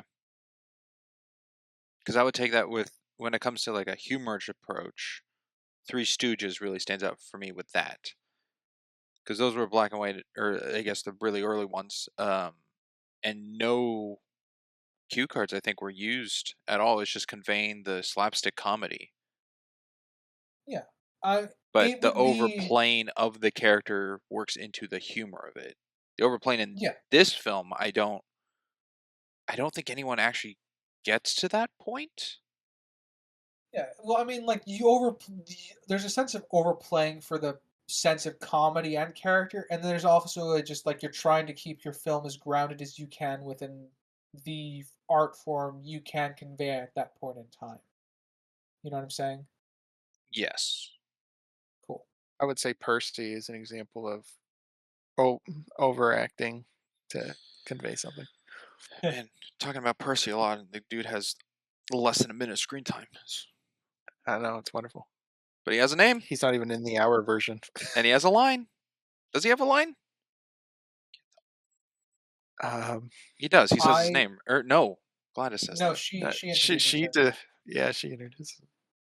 He just Yeah, plays with his monocle and and nods and smiles. shakes his hand. maybe he doesn't have a line, and that's just he He's exists. got a real shit-eating grin. That's true. Absolutely It's does. a very punchable face. I agree.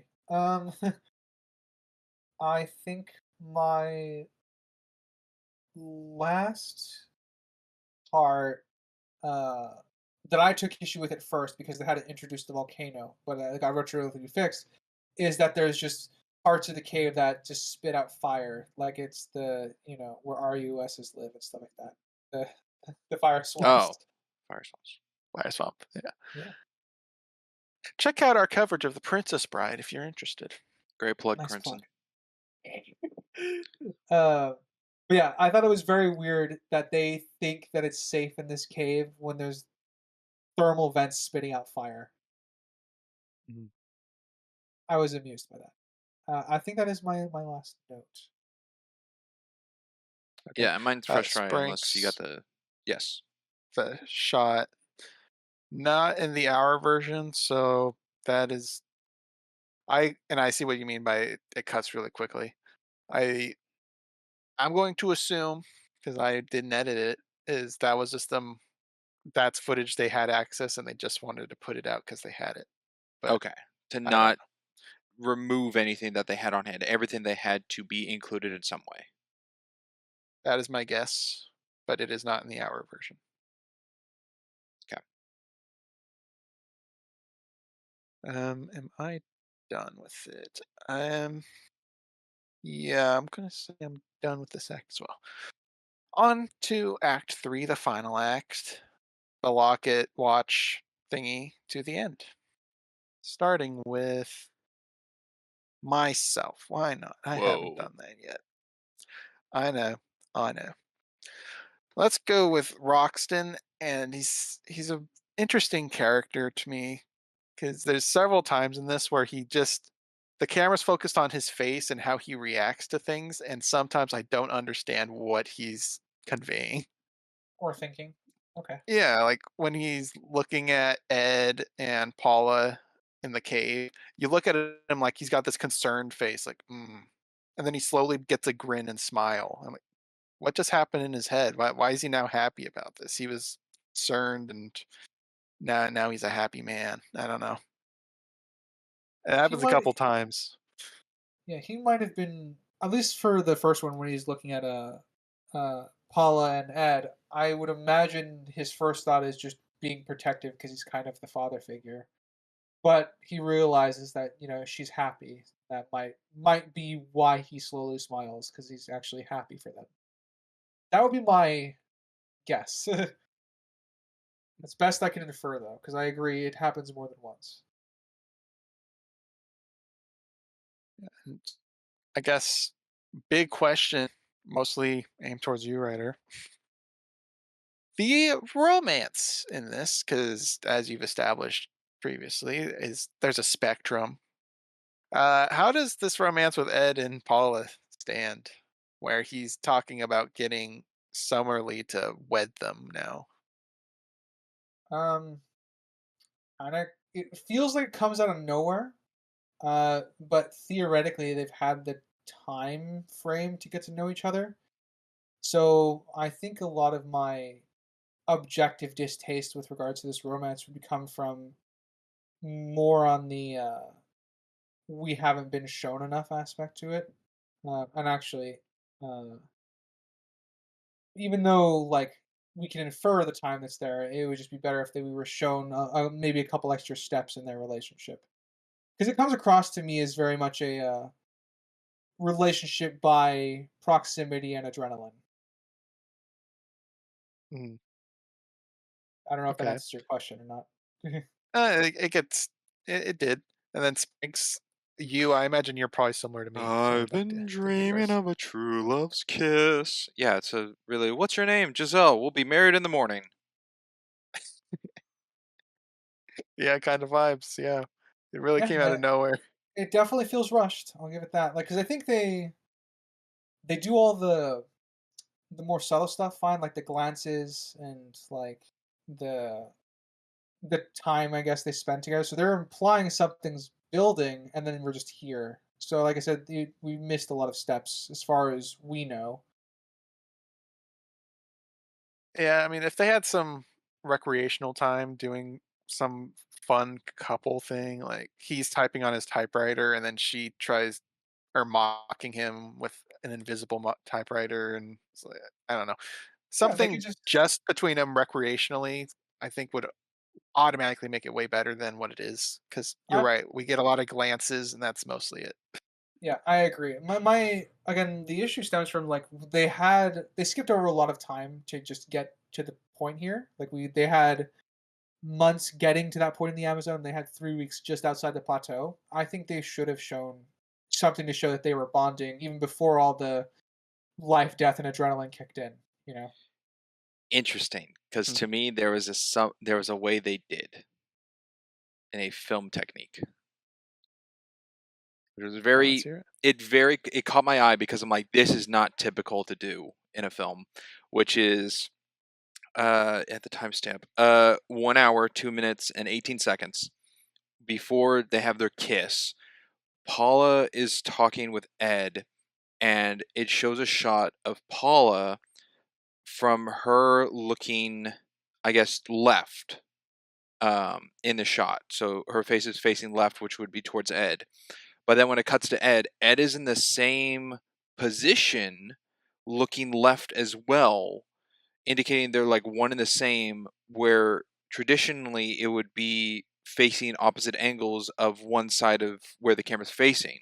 From what is being Oh, portrayed like they is one broke the camera's on 180 one degree side. rule. Yeah, a camera's on one side, and then the camera goes to the opposite side to show the direction they're facing. So by overlapping the two frames, because I think the two shots, because it's 1-to-1 back to back, it's silhouetting one over the other, Paula onto, because Paula's first, Paula onto Ed.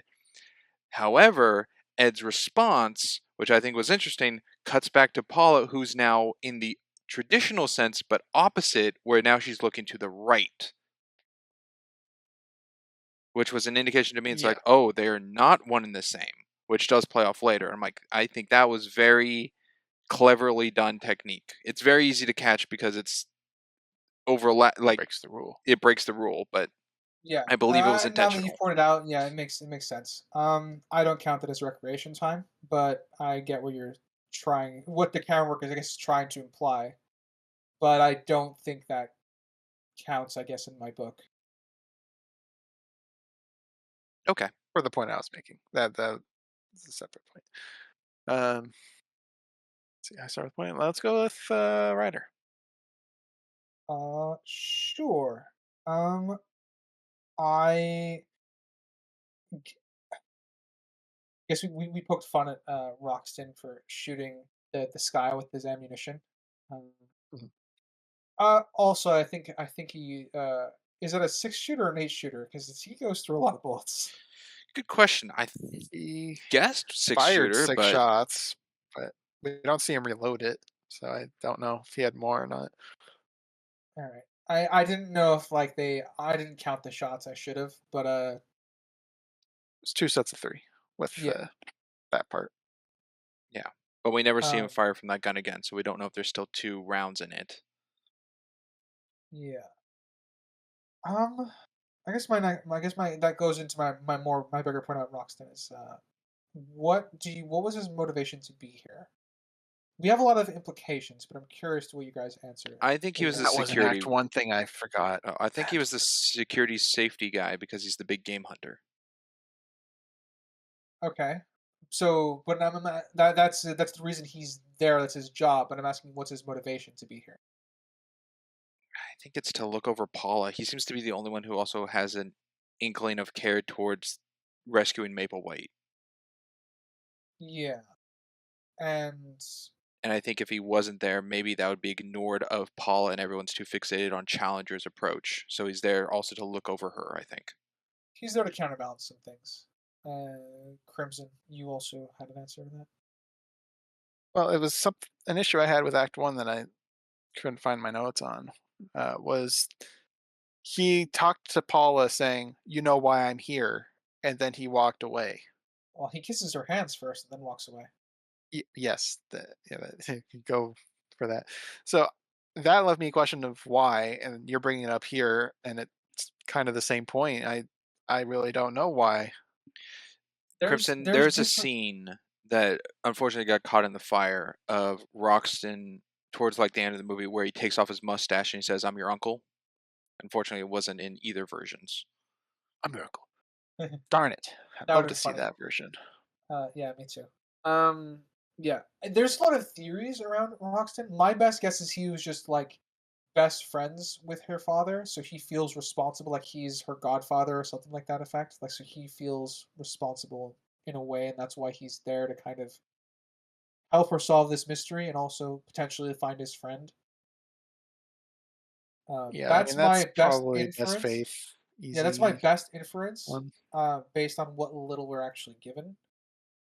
Um, because I also wrote this in my notes. I actually had a question mark: is Roxton interested in Paula romantically? Like, is he doing this as a favor for her? That And that's why he keeps exchanging weird glances with her and having conflicted facial expressions. I don't know. Yeah, That never while clicked looking for at the me. two of them. Yeah, there's like I said, there's a couple of different reads to get out of it. That was definitely another one that was running through my head. I kind of wrote that down. I'm like, I hope it's not this one because that would I find that would find that more personally annoying. Um, Yeah, but they he, don't give enough evidence to pin towards anything really. You can go with the, well, he's a hunter and there's some new game to hunt, or he's there for Paula because he was close to the dad, or the romantic angle. But there's nothing definitive, yeah, which is annoying to me.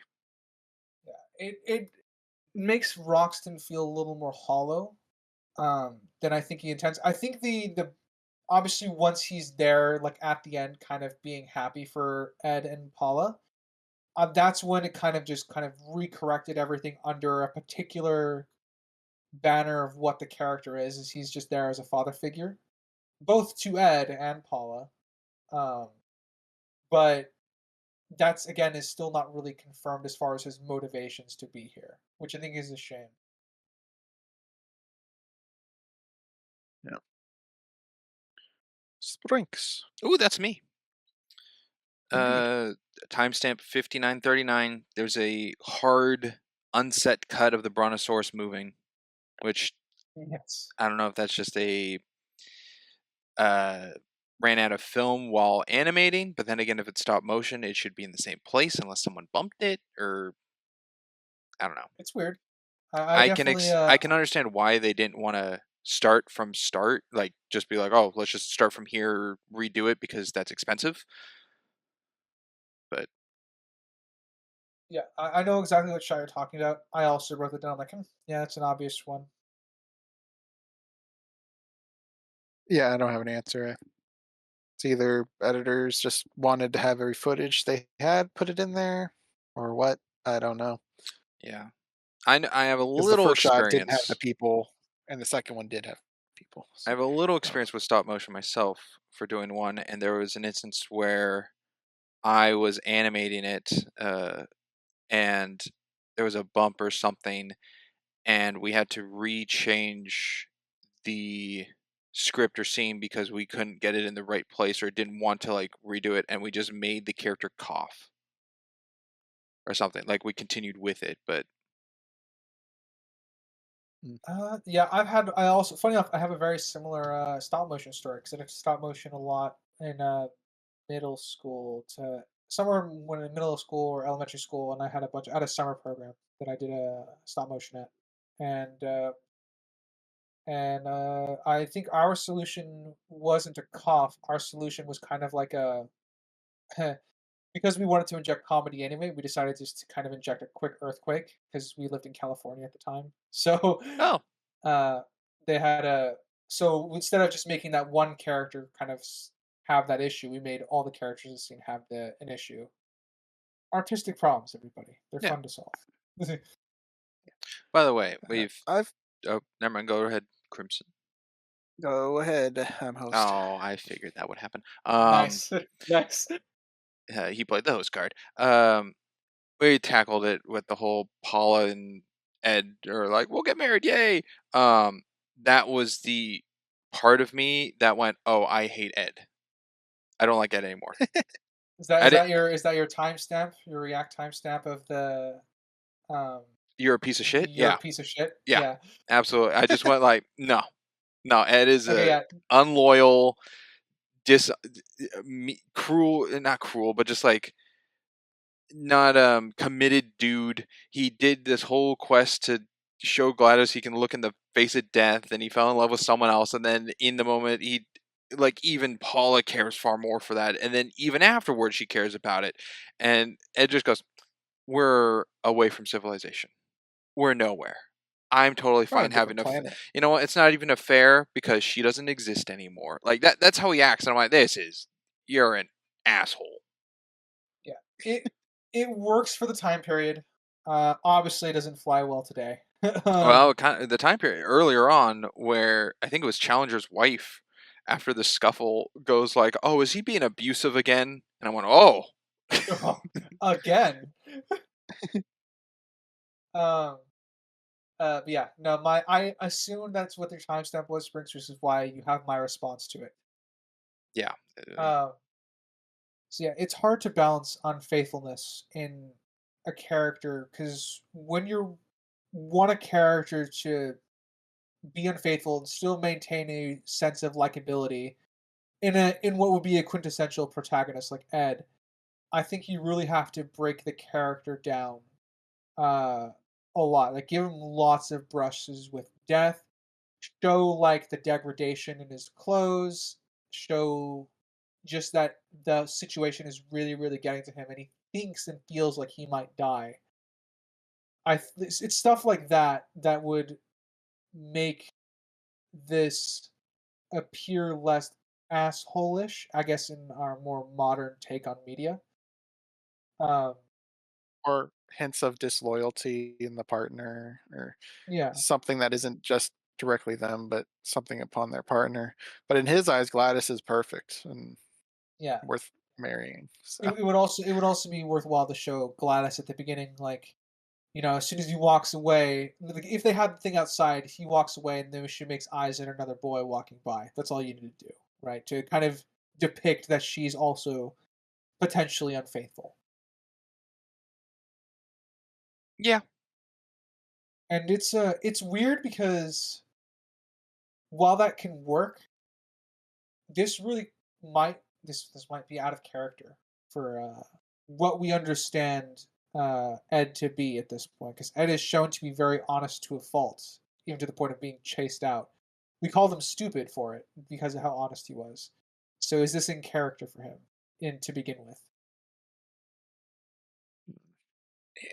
I think it's less stupid and tricky just one. forgetful, because Paula's the one to remind him. He's not like confronting with his own thoughts of like, oh, well, I like her, but Gladys, and it's like, well, I'm far away from Gladys. Like, there's no scene of that. It's just him going for her, and she goes, but what about your engagement? So Paula fully knows, and she's the So one you kind of think he's like going with snapping that the fingers in his face. short-sightedness? Is that what you're going with? Yeah, Impulsive. Um, I mean, going in his shoes of they don't think they're going to escape. They think they're going to be trapped here forever. I can understand the sentiment he's saying. It just without a time frame of how long they're here. We don't know how long they're here. no. They could have been here for I months. mean, is he They've been hopeless? there. It looks like a night, is what it looks like. I know. But We see they have to travel really far from that tree to that cave. We don't know how long that took. We don't know how long they're here, and if it was a long time, I could understand that could be more towards a protagonist being unfaithful, as time could also be a factor. But in this, there's not enough time to make it believable for his character of what we understand him. So I would say, yeah, well, it's a little out of character for him to be unfaithful at this juncture, okay. to me. Yeah, I'm also leaning towards out of character because we haven't been shown the degradation or the time frame that which this can take place for him to even consider this as an option. Because it does, for me, it clashes with what what his character earlier in the film was established to be. So there's Yeah, my leaning on it, I guess. I don't like him. I don't like him He either. stinks. No, I don't like him at all, really. You know something else I don't like? He's pretty blank. I don't like Uh, 26 seconds of screen used smoke. From the volcano. No, of the camp that Major Hibbard looks at, and he goes, "Oh, there's smoke over there." Oh yeah, yeah, yeah. Yeah, I remember. It's a That's a shot little of too long. 20 I wrote it seconds of down. smoke, and then it goes back to another 6 seconds. Was it? I thought that was the volcano smoke, right? Like that they're that seeing the that was volcano smoke on the volcano cliffside. Oh, smoke, I that was think. okay. Yeah. It Um, was on the opposite but side of the I plateau, agree it so I was didn't see the long. volcano. But Um, yeah, a question I had regarding the volcano was: are we to believe that the Brontosaurus falling triggered it? No, no, I this is just plot convenience. Because there would be earthquakes leading up to a volcano. We get no earthquakes. We get a giant beast falling to the earth, and then we get a volcano erupting. I admit, was I just looking too much? I felt like that could have Yeah, been something. yeah, you're looking too I much. think so. All right. Yeah, I unfortunately I don't think there's any build up to it at all. I What make I fun of that in my notes. what I So did like is because I guess the models of the stop motion, the fight of the Allosaurus and the Brontosaurus when they're attacking, there is it's a good cut to show that there's a cliff, because the shot of them fighting, I can't tell. Like there's no depth to tell that they're on a cliff face. So I there did like that. is, but it's not like Well, I mean, you again they could read don't. it as a hill, Yeah, but but you don't the know if it's a background cliff. blends Now you very know it's a cliff, well. though. Yeah. It's they don't have the depth of field down for model work yet. I think as well as they will in a couple decades. That's how I took it personally because I could tell that it was a cliff's edge. I can see why people wouldn't see it as a cliff's edge immediately. And the Brontosaurus falling was hilarious to me. Oh, absolutely. So funny. And I just went poor But Brachio. I did feel sorry for it because they shoved it down our throat. How much pain it was in trying to get out of the mud, even though it should be dead. That is a very very dead dinosaur. Oh yeah, it died from the fall. Yeah. They're bringing a body back to London, as far as I'm concerned. So you know what? That's another instance of plot armor. Well, that's another thing. They didn't, the perspective of size changes throughout this movie. So, in that instance, the cliff looks like, 500 feet tall, but actually it's like 20. So, Oh, that's true. Oh, I Yeah. see. Oh, we Yeah, just skipped over. Well, we mentioned it. But we just skipped over the pterodactyl that just wanted to die and flew right at an Allosaurus to oh yeah, die. the Allosaurus that just jumped off the body of a dead, was it Triceratops to get it? yep. Yeah. Don't you see? They're the world's most ancient, terrifying predator, or something. They said. And the Allosaurus in this is just it's not even killing for food. It's just killing to kill. Yeah, Yeah. it takes like 2 bites of the uh, hadrosaur, the Is that the duckbill. duck-billed one? Yeah, that falls in the Yeah, had a mud couple or water. bites, and that was it. That was its meal. And then the Triceratops ate a bit of its leg, bit into a pterodactyl, and that was it. Not eating.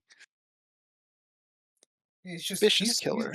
he's like a cat. They're just out for the thrill, not It's necessarily to just eat. having fun. Why isn't this Allosaurus in Dead by Daylight as a killer? That's all I'm It's too saying. big. Actually, Why no, isn't this no, It's a Allosaurus? don't make it model. too It big. should be tiny. Model it to normal human size, so it's just a tiny, It should be a yeah. miniature. And people go, "Oh my Why gosh, isn't is that a raptor?" No, it's a 1920, 100-year-old killer. A That'd be T-Rex funny. killer in Dead by Daylight would be pretty cool, or some carnivore would be cool. Oh, that would be But cool, and it could that have a aside, move that makes like what is it, carpies, or were they the little ones from Lost World? Compies, Compies. Yeah. Compy Aurelius, I think, whatever the full name is. Was Jurassic Um, Park 2 also called The Lost World?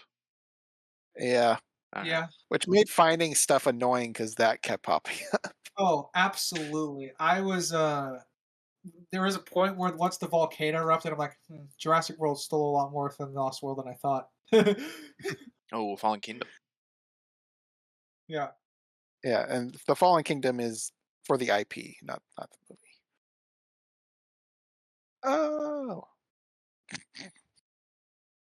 Okay. Shh. oh gosh, it's terrible. All Nice. right, Nice. we'll go with I did the volcano. We'll go with Springs. Oh gosh, was that an attempt at a Wilhelm scream? What was that? Huh? What was the thing you went? Oh, you're screaming? Oh, he made it. I did a burn on Jurassic World, Oh, and I burn. was just Okay. it was just Yeah. Sorry, I went Fallen Kingdom, and I thought you were like making a sound that you were falling. No, he made no, it. I was He saying that burned the IP. I He said he was the referring to the movie, not IP the IP. has Yeah. Got it. was the Got was it. the I Fallen connected the Kingdom. dots. I just heard it differently. All right. Let's see. Well, I'm like some of the stuff we've already talked about. We haven't even gotten to London yet. Well, you know what? I'll go to London. 1 hour, 20 minutes, 14 seconds. There's 1 second shot of Ed. Doesn't need to be there. I believe I know which moment you're referencing. Yeah, where he's looking at Roxton and uh, Paula, right? Yes, and just like Yeah. real quick, and like that's not needed. It's the fact that this movie's so choppy with its film. Like there's like it's not fluid. Just take that bit and move it to the other part of Ed, and it's like nothing. You can't really tell a difference. Yeah, I mean, it just boils down to how much of it is them trying to be authentic to the original reels they have, or whatever. I don't know. I don't know how the process of which it took for them to compile this. That would be an interesting documentary. Um, whoever fired the last bullet to hit the nefarious Neanderthal from sabotaging the ladder, uh, Mhm. good shot. Holy shit. Yeah, that I was would assume it's rocks. Roxton, because Yeah, anyone else, I would gonna question how they fucking did that. yeah, that was him with his air quote elephant gun. Yeah. The nefarious Neanderthal took 2 hits from an elephant gun. Jesus. Yeah, and this one was kind of harder to tell where it hit because it looked like it was a torso shot, but then it looked like it grabbed for its upper arm again, like the first time. I don't know, but it slumped over, died, and that was the end of that storyline. Here's a minor one. I got another minor uh, thing that bothered me. The British major that shows up doesn't react to seeing a real dinosaur at all. No, he doesn't see it. Not until it's pointed They out. have to say, Yeah, "Hey, there it is." and even then, he doesn't react to it. He's just like, "Oh yeah, all right, we can pack it up for you." Yeah, as long as you got the funds. This major is Well, stationed in South America. He knows about the Lost World. It's not a. He's not from I was London. just You about know. to say that. Yeah. He's He's like, been oh yeah, this is Talking to a stationed. typical. pterodactyl or This is something. normal. Maybe he already shot a few down with the AA guns. I don't know. Yeah, If you guys came by and visited me, I would have happily given one to you. Avoid all this I have one at home. trouble. I mean, there's pterodactyls here, which brings up the Jurassic Park problem of why are they confined to one location? I think that's Oh yeah. Jurassic Well, World problem. Well, in Jurassic Park 3, we Oh right, yeah, the well, third right. one I where try they to I try in to forget escape everything three, that's not cages. Jurassic Park yeah, one. So three's you in they're in forgive me. cages, and then is the end of the first Jurassic World, or is it Fallen Kingdom when they're like in Paris and they're like all Uh, over? it's That's Fallen Fallen Kingdom. Kingdom. That's the end of Yeah, Fallen Kingdom. Yeah, where where the girl the clones said are they were like just like me. me. Yeah, I like to look at What Lets a them lasers all out. too. what a fun franchise. Great movie. Ooh, hold you to it. Um, let's see. I guess a question for you, Ryder. I don't know how much of an dinosaur expert you are. I would guess Crimson. I would assume Crimson Crimson's knows probably got more, me but beat, but Crimson's probably got me beat, but it's not that I don't know nothing about dinosaurs. yes, no. I don't want to discredit you on that. But Crimson, there's a part in London where the quote unquote brontosaurus goes to almost step on someone, and a London civilian just pulls out a gun and starts firing, And shoots the which I thought foot. was weird. But the foot has claws. Is that a brontosaurus then? Or has it turned into a different dinosaur? It's how they viewed dinosaurs back then, because the Brontosaurus toes kind of looked like claws, so they thought they had claws like that, but it's really their toes. So that's just a dated understanding of what a Brontosaurus was. Okay. Because to me, it So looked it's like it accurate to just. the time period's understanding, but not accurate to what the dinosaurs. Okay. Because And to it's me, it also conveyed like it's a consistent. different. It changed. I don't know. It's also consistent with brontosaurus in the film. Like the claws, it always has those particular claws.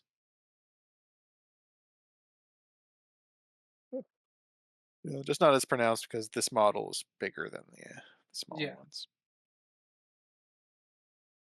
But yeah, the it was a little goofy. Uh, it about to stomp on a lady, and the guy just pulls up and shoots its foot.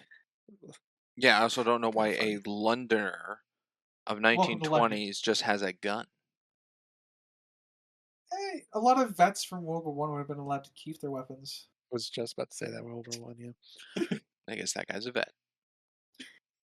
Another little could instance be. is the Brontosaurus stepping through, I guess, wherever that statue is, and it looks like it crushes a guy who's in a subway tunnel, but it's just the foot that goes through, I guess, the brick floor, and like the Brontosaurus doesn't fall into the subway. Rue. Like, I don't think the Fair. structure of that holds the weight, especially after one hole is made. With this size, how the monster is depicted in a lot of shots, I would agree. There are other shots where I think, yeah, the street could support the weight, but uh, not all of them. 60 foot from nose to tip of tail.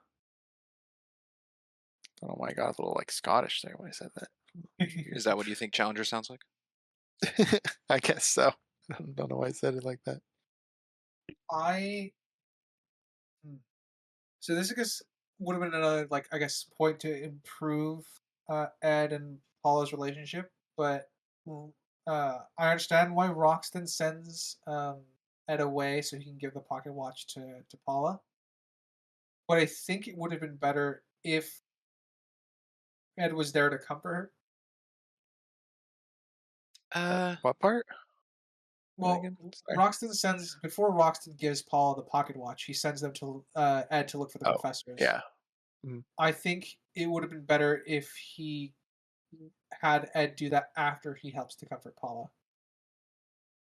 Because at that point, he has an understanding of, oh, he's, you know, her love interest or whatever. So having her here to comfort her for bad news would actually be a good, good way to go about it. Mm, I'm not opposed to either scenario, so I guess I'm fine with the way it's depicted. It's not a flaw. I think this is just a personal preference because it would have supported the romance a bit more, despite our problems with it as it stands. remind me when Through Roxanne's lens, anyways.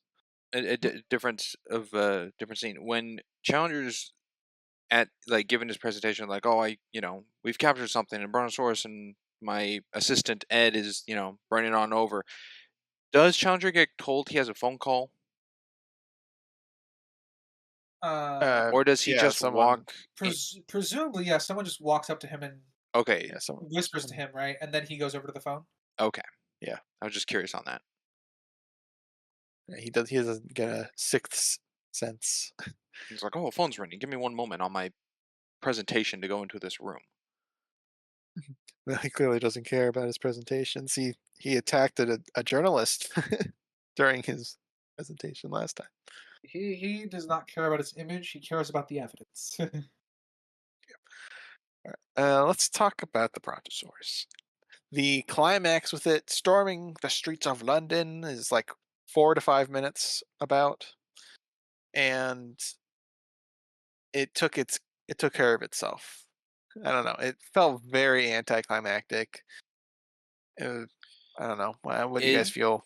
made me, because the talons on it when it like was gonna step on that guy, it made me think like, oh, it's changing or it's different. I thought this kind of would go into like a folklore kind of thing, like at the end where it's in the water to become the Loch Ness monster Oh, kind of thing. yeah. Okay, Like I that see where you're final going with that. image, Yeah. like that hand drawn stop motion of it, I went, oh, that's like the Loch Ness monster. I went, oh, that's kind of cool. But I do agree that a little anticlimactic. I mean, it just goes in the middle of the bridge and just falls, but the bridge is like real time.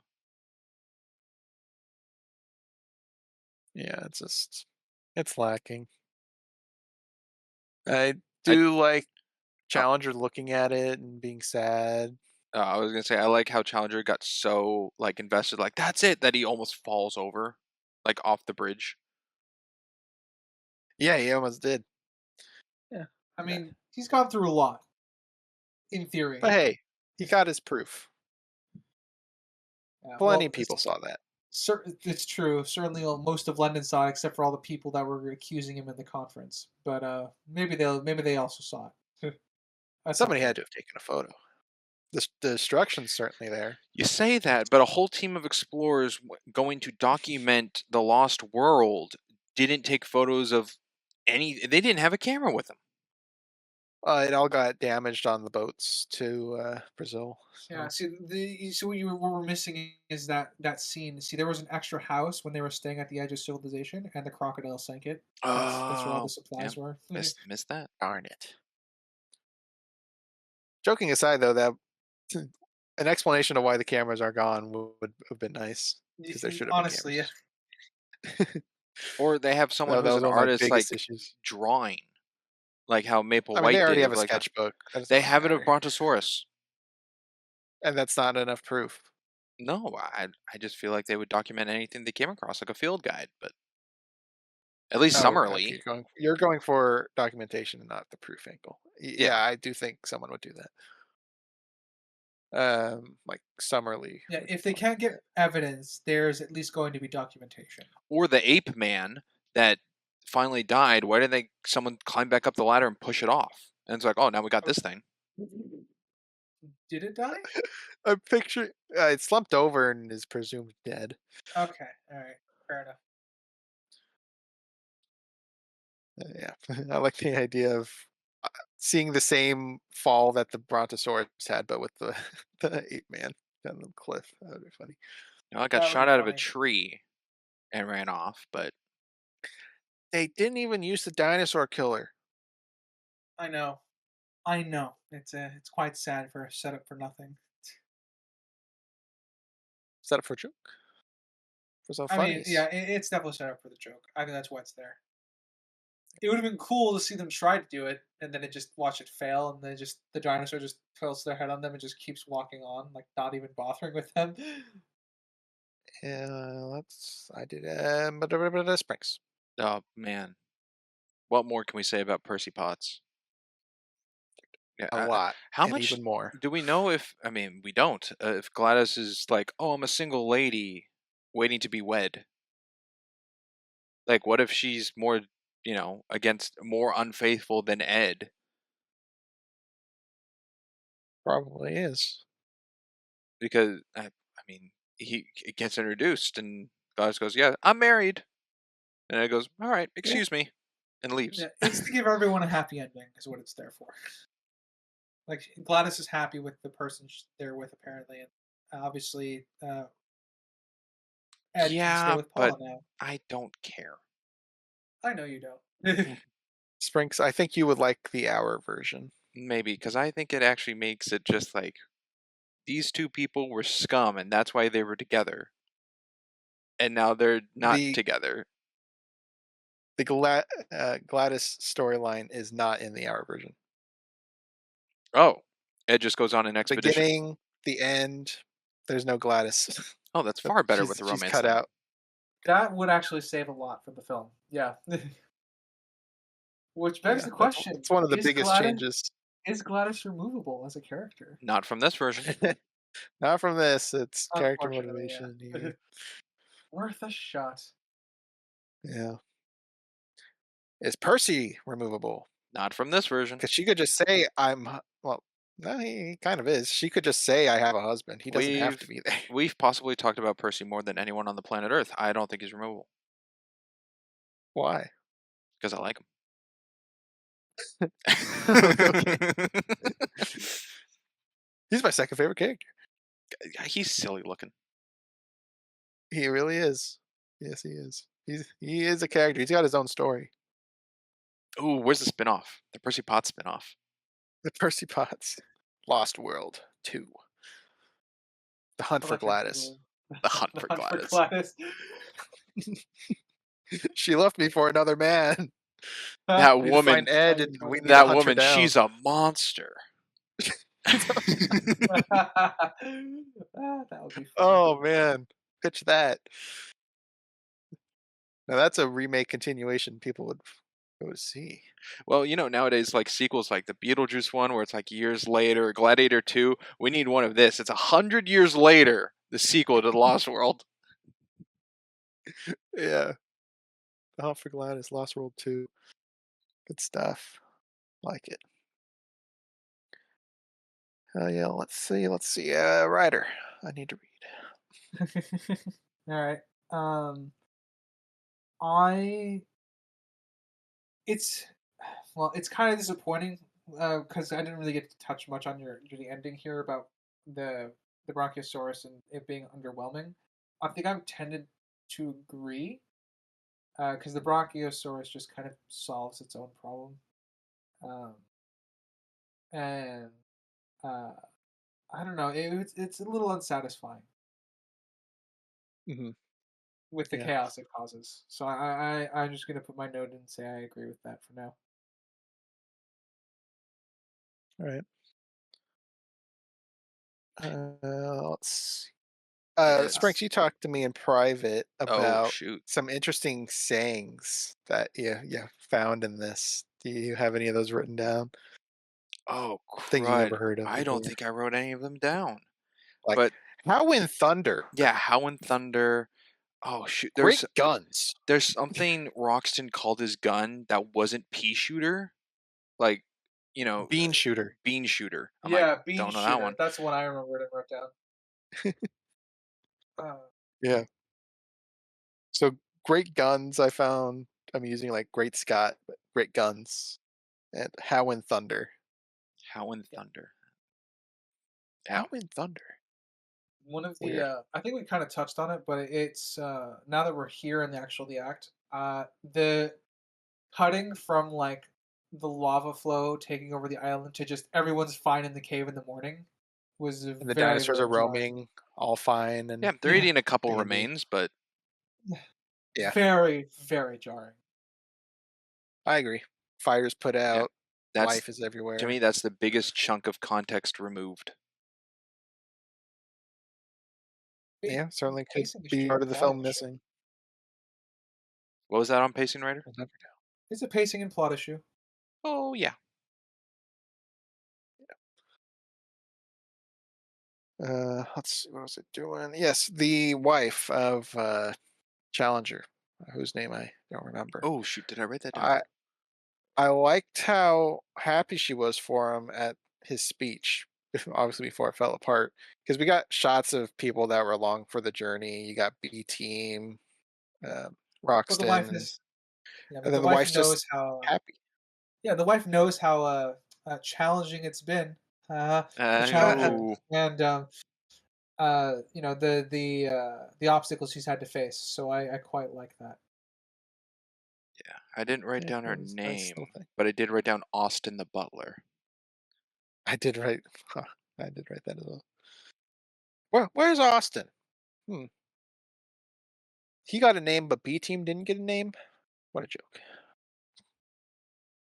In this version. B team is so powerful they didn't need names. Yeah. Ooh. Their presence just exists to save our protagonists. Mm. I'll talk about the integrity of Paula when she was talking with Roxton, talking about how she can't steal happiness from another woman, and she stood by with that statement. I mean, in London, for some reason, her and Roxton watched as Ed talked to Gladys and um, Percy, but that was a little weird. But she's pretty nice, Paula, as a character. A real contrast to Ed. Yeah, she doesn't deserve him. No, other way around. He doesn't deserve her. That's it. There you go. Paula has Yeah. principles. Like she didn't want to steal another woman's happiness. That's what stopped them from like getting together properly. Yeah, and Ed Yeah. goes, "You're married, an affair," and runs away. I'm so happy. I gotta go to this woman I was about to have an affair with. Oh, I guess so.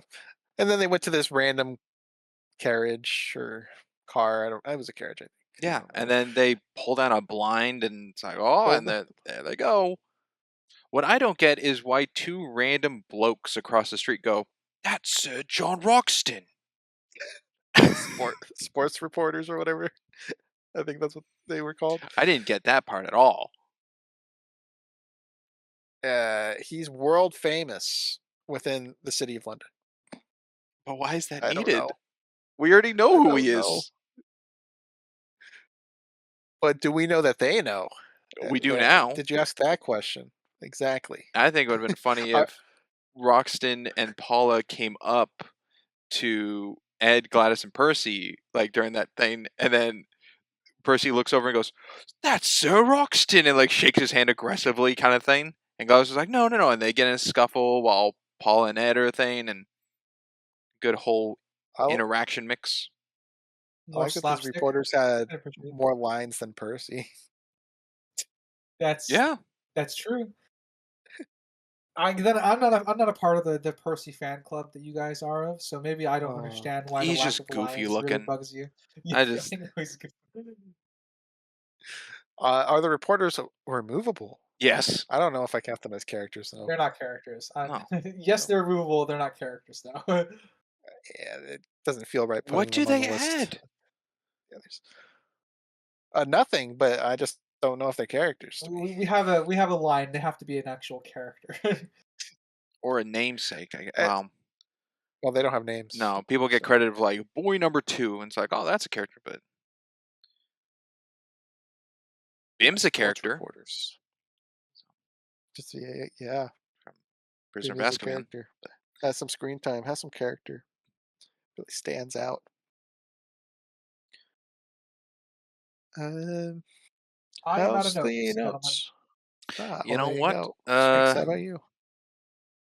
Well, I'm out. My last note, I think, works good with my rating and summary. Okay, it's not like a question you have to ask us or anything. Well, Okay, it sounds like it. since we're at the end, I guess I can, and it's just Okay, kind of more of a statement for me. I think this is the worst King Kong movie I've ever seen. this was before that. This was the trendsetter. Yeah, yeah. It is. Without this, It's those wouldn't have before. happened. Oh, I don't know about that. Uh, yeah. But still, this is the worst King Kong movie I've ever seen. The love interest of like Anne and Con goes to Paula and Ed, and then the ape man is the Con, but the big monster that goes to the city is a brontosaurus, and no.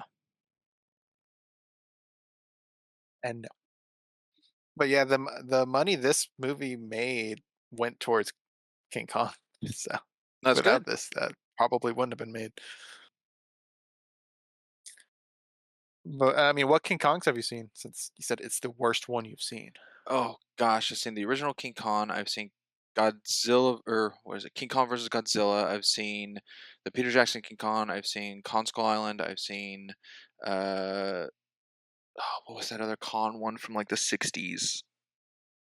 Can't remember that one. I have seen half of like Son of Kong. Um, Lego Batman doesn't count. Um, Mm, quite a lot. I've only Ready seen Player One Kong doesn't Skull count. Island. Yeah, I've seen a bit on King Kong. Let's see. Anything else for me? I think the Brontosaurus is Rampage. Obviously, it's for the air quote monster film. Um, I would have liked it to be a bit more Destructive. animalistic in terms of looking for food or something. I don't know what is it. Like when it looked at the light, the lamppost, I didn't understand. It looked at it, Yeah, sniffed it, and then yeah, that would have played off it nicely if it went for the lamppost tried like to eat it or food something. I don't and know. it shocked it, or like glass or something, and then it got rage, and that's what made it tear down the building. Yeah, that part confused me to where I looked up when they stopped using oil or gas light posts to see if it was a flame and it gave it Oh, PTSD of the volcano. It's not. They didn't use it wow, at this what a point in thought time anymore. theory. The Brontosaurus was PTSD. Yeah, I thought the flames of the the light post freaked him out. I mean, I guess you could say just the mere fact that it's light, it could have perceived it as fire, but Yeah. that could be reading into things. Um, I didn't write it in my notes, but like a second thought, is the last shot, or I guess second to last shot of the Brontosaurus in the water hand drawn stop motion because the like rubberized Brontosaurus that they used couldn't be used for water, or they didn't know how a way to do that, or because on the bridge it falls into water and then swims away in water, but the end shot isn't that model. Well, is it hand drawn at the end? I thought it was. I thought it was just like a degraded film. Um, I didn't see it as drawing, so I guess I don't agree with the statement of them swapping it out. Okay. And Again, even I if could it be wrong. was a drawing, I remember it if looking odd, but I don't remember if it well, was. it's overexposed compared to the It rest of the is. film. Um, Yeah. if I it think was hand drawn, my response would be they wanted to put everything they had into this ultimate version, and that's what they had access to. But I don't think it's I don't think it's drawn. And I guess I am out.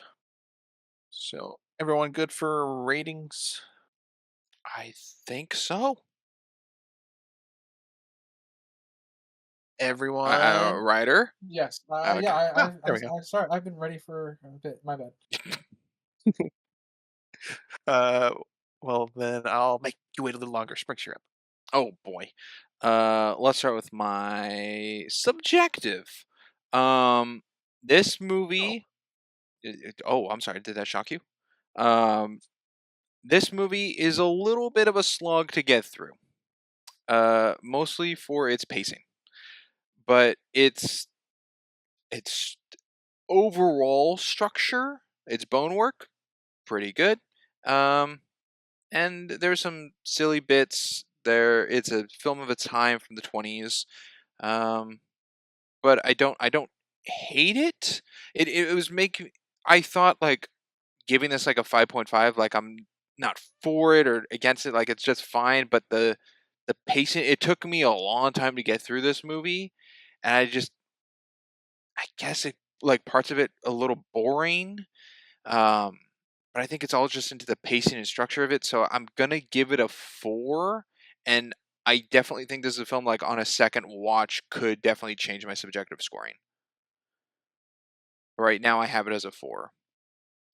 My objective is rating. this Oh, the oldest movie you've seen?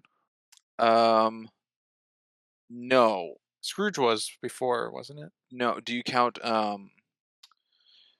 what's it called? Fly Me, not Fly Me to the Moon. Oh yeah, The I know what Rocket you're in the talking about. Moon's Eye. That one? Yeah. Trip to the Moon. Trip to the Moon. I think that's the oldest one I've seen. Okay, so would this be the second? I think so. Okay. All right. Sorry, cut Yeah. you off. Continue. No, it's okay. Yeah. I think so. My objective. Let's see here. This is a movie for this extended version, finalized product of 2016 of a film in its entirety. Then would have taken roughly 91 to 92 years to complete. That's kind of how I'm viewing it as. So the stop motion animation is of the time of 1920s, and I think for a first full length thing, it's a pretty darn good. The close-ups of the like lip snarls and the breathing detail added in, I think, is very good. Gives it a little more life into it. I like the real time of like the brontosaurus falling off the cliff or off the bridge was probably too hard to animate, so they just let it run on film and get what they got. And I just think that It's certainly dated, but for the time, very good. The acting, it's hard because there's no line delivery given, but they probably stage acted it as much as they could with real lines. They're definitely not just like moving their lips, they're actually speaking and doesn't come across. But I think it's well it's done well enough that it's not like over bodily movements to portray how they feel or say. It's very much facial expressions onto their words, which are conveyed with the word titles. So I think the acting's pretty darn decent. Let's see. Cinematography, I think, is kind of bland. There's not much to it. There's that one really cool technique they did, but when it comes to a shot, nothing really stands out to me. There's definitely a lot of scale in the use of shots, but then again, the scale is very inconsistent within world of what they're going for.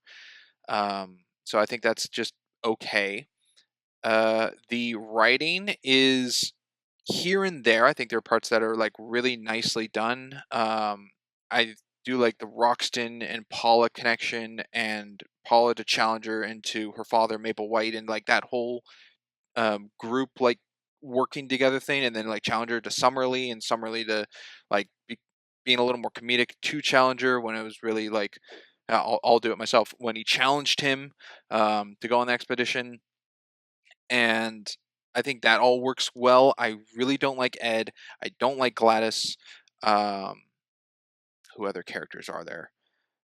B Team's neutral.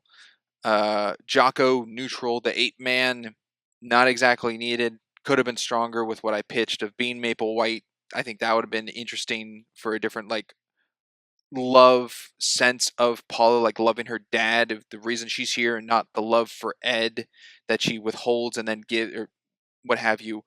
I think that would have been an interesting twist. Uh, I'm trying to think what else there is that I know I always forget something, but the number one thing is the editing. The editing is bad in this movie for what they have. It could have been betterly edited. I know they're going with what the original intent they can go with the blueprints or whatever they have of the original piece of the 1925 movie, but for this 2016 edit, I think there are parts that need to be moved aside, taken out, flip flopped. It's bad with the pacing. It messes with some parts of the what's the word? Not line. There's no line delivery, but like the presentation of emotion upon a scene is skewed because you got some talk of like, oh, we're gonna do this and this is gonna happen, and then quick cut of a brontosaurus and then back, and it's like, why was that there? They weren't even talking about the brontosaurus. Um, so that's just like all a big mess. Um, so overall, all of that combined, I have it as a 4.5. How much of a percentage is this editing thing? About one whole point. All right. Let's go with writer next. I'll go last. All right. So, uh, this is an interesting one because there's not really a lot of dialogue for me to feast on necessarily as I typically would be for my objective scale. But there's still plot, pacing, characters, plot armor, world building, and what have you to go along with this. So it does not. I'm not really adjusting my scale for this one. I thought I might be, but I've been thinking about it a lot. I don't think I have to. Um, the writing is a lot more inferable based on what the characters are acting. Like there's a part where you can, well, like uh, go through, uh, I guess specifics of what's it called. Um, so when we're inferring different things that are completely optional, like Roxton's potential romantic interest in Paula. There is a point in the film where that could be your takeaway just by virtue of the lack of writing. So there's a lot more that's inferable as far as the writing goes for this film. So that being said, I don't really have to change my scale that much because I'm going to be focusing on the more solid stuff anyway.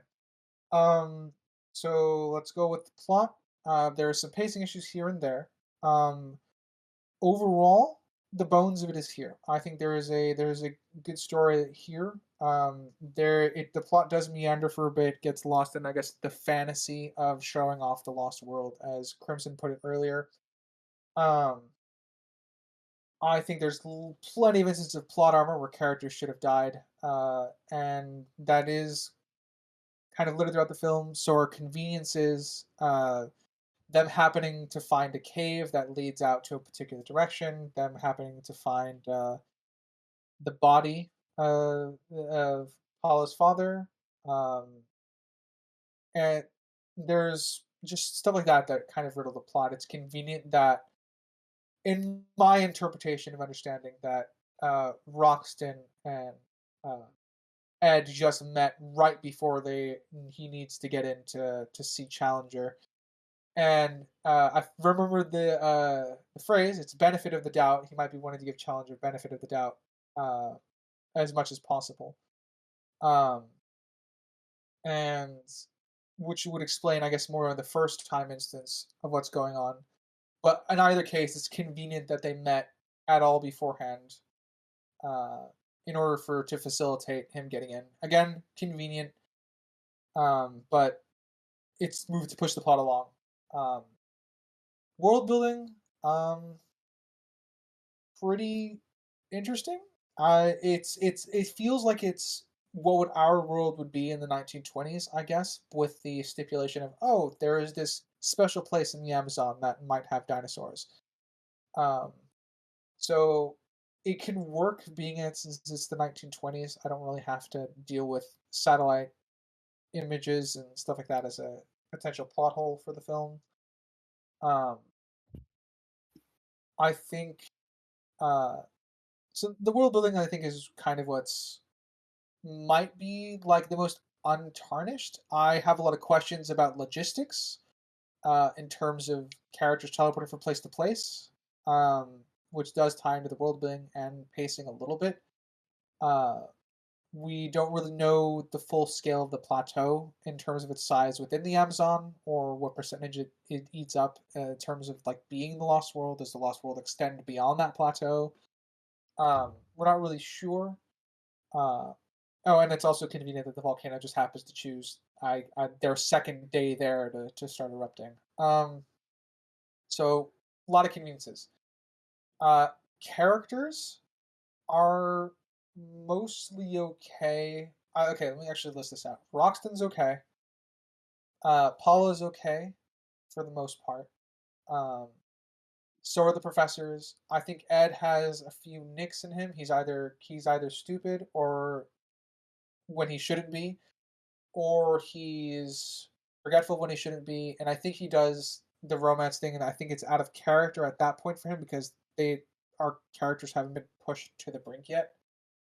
Um, so there are some nicks with characters, at least with Ed, and I'm just going through my head. And I guess I'm gonna list down Roxton too. We don't really know a lot about why he's there, so it's not really clear. It's all inferable, um, which is something. We can infer his motivation, which is better than us knowing. Being left with nothing, I mean, sorry. Um, and Gladys, I would probably be interested in the film, the hour-long version that doesn't have her at all, because I think that introduces character problems for Ed in this version of the film that I'm reviewing. Um, and with that, I think my objective is at a 6. Um, it's tending towards the middle part of my average scale to lower part of the scale. I think this is very much this is a film I would expect to be made of the time period. Um, so I'm not going to really take away much beyond of what they're doing as their capacity. I think the story is understandable, and the plot armor is annoying, and there's some things that need to be kind of uh, shaped up, I guess, to fix it. Um, Subjective. Um, I'm at a funny enough. I'm bouncing between a 5 and a 4.5. I think I'm at a 4.5. I don't hate the movie. Probably wouldn't go out of my way to watch it again. Um, but yeah, it was enjoyable. I started laughing once we got into at more things once we kind of get onto the adventure and exploring the jungle. So there's enjoyment to be had here, but it's not spread throughout the whole film. So yeah, it was an okay movie. Okie dokie. I shall start with my subjective. I've seen it quite a few times in a short amount of time. That's kind of got a spot in my head right now. I have a But quick question for you, Crimson. yeah, When you brought up you've seen it 6 times for the podcast, have you seen it prior to that any more times?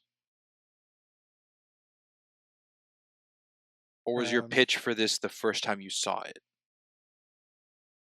I pitched this having not seen it yet. Okay, cool. That's what I was just curious on.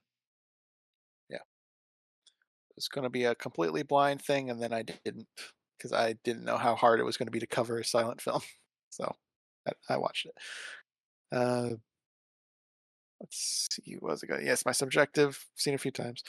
And I'm kind of in line with you guys. It's dated, so I don't get much dopamine out of it. It is slower paced than movies of today. So it's a 5.5. It's fine. I watching it again. I probably won't seek it out. Well, maybe I'll show it to somebody. But 5.5. It's fine. It's got dinosaurs. It's cool.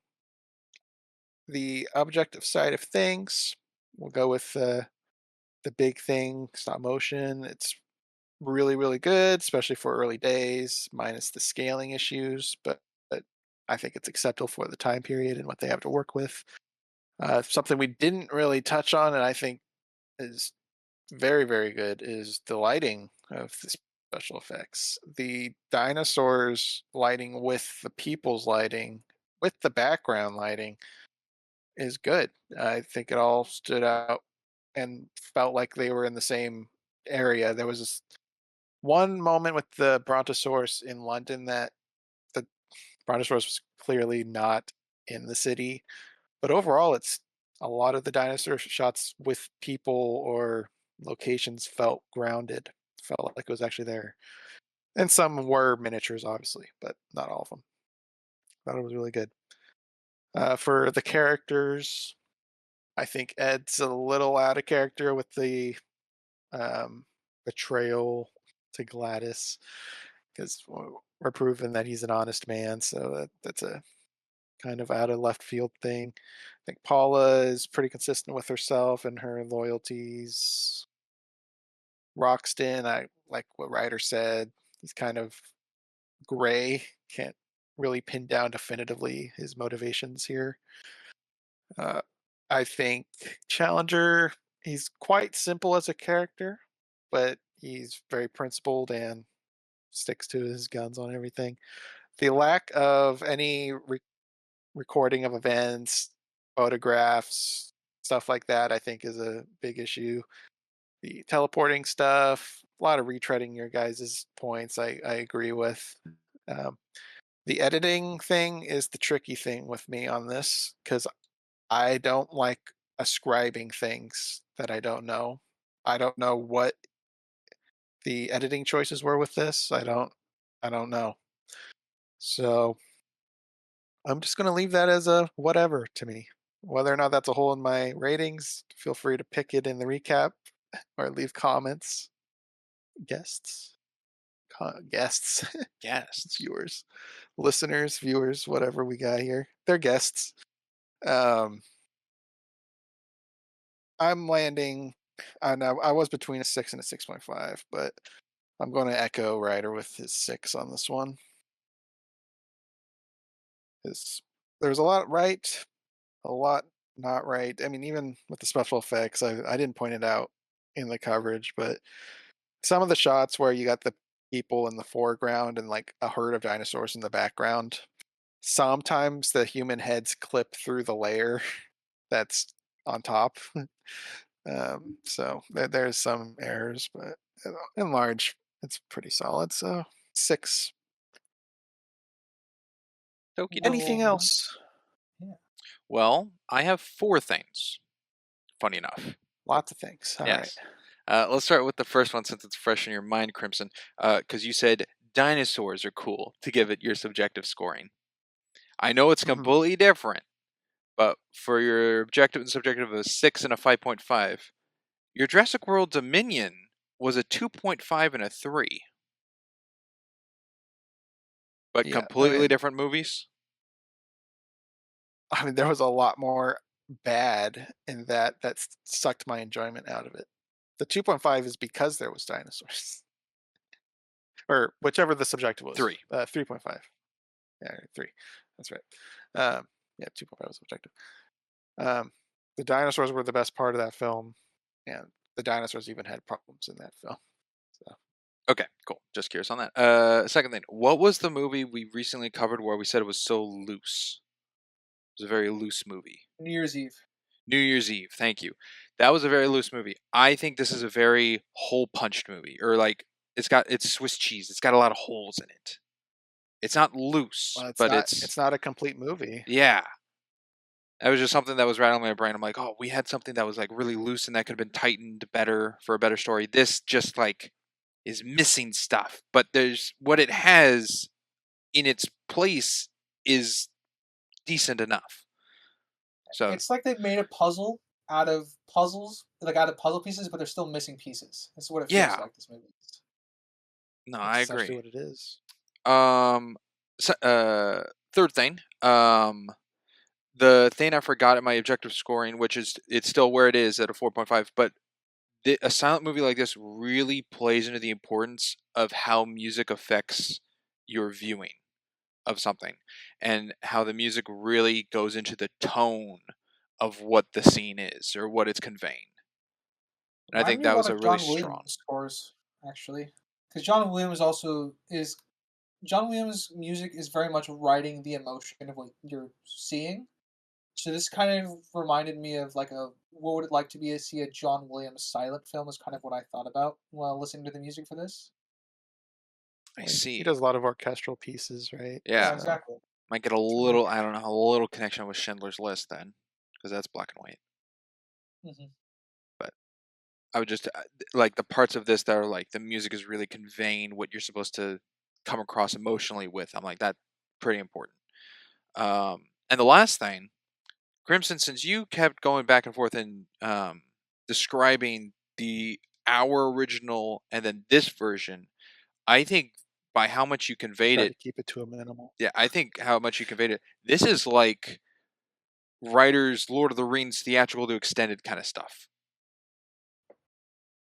Like your comparison between the two of what has what. Not In saying what one's capacity? oh, Like it affected me, or just no, brought up things for you guys to know? like how you brought it up. Like you brought up the differences of how one version has one thing and this one doesn't, or vice versa, or the sames. I think is very much how writer talks about at times Lord of the Rings of the extended has this and theatrical has this and like the difference between the two and their pacing and everything.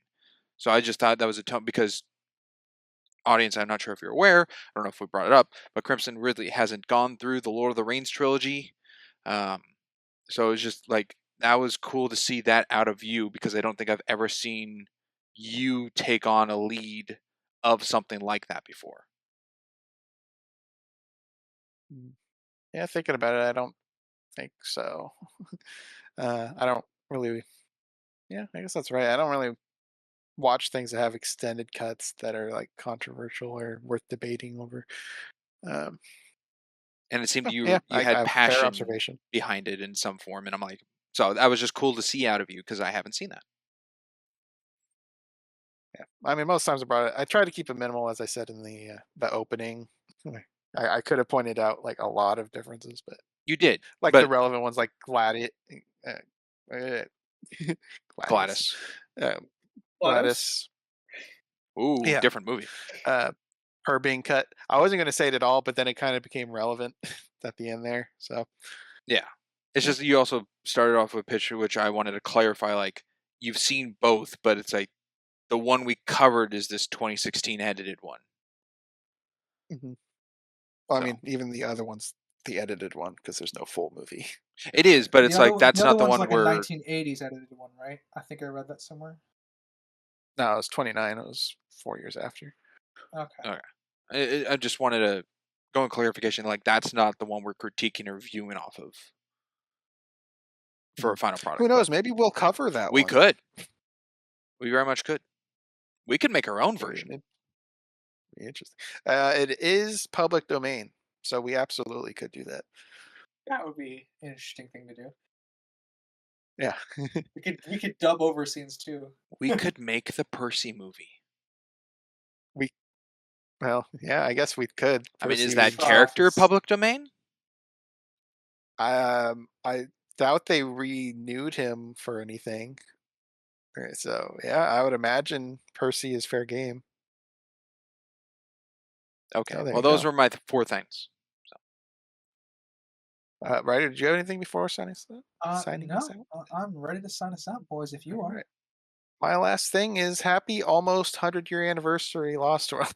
Oh yeah, Yeah. almost. Got another month. or so. Almost like 3 or so weeks left. Almost there. Almost there. Well, audience, thank you for listening, whether it be Spotify, Amazon, Castbox, Good Pods, iHeartRadio, Podcasts, and Samsung. And if you happen to be on our visual side of things, be it YouTube or Rumble, thank you for watching our PNG YouTuber slideshow there. Please feel free to like, comment, subscribe everywhere. Tell us how much you hate our opinions or how much you love them. As always, I have been a Geeky Writer, I'm Crimson Maroon. And I'm Springs. and we will catch you next time. Later, everybody. Bye. Toodaloo.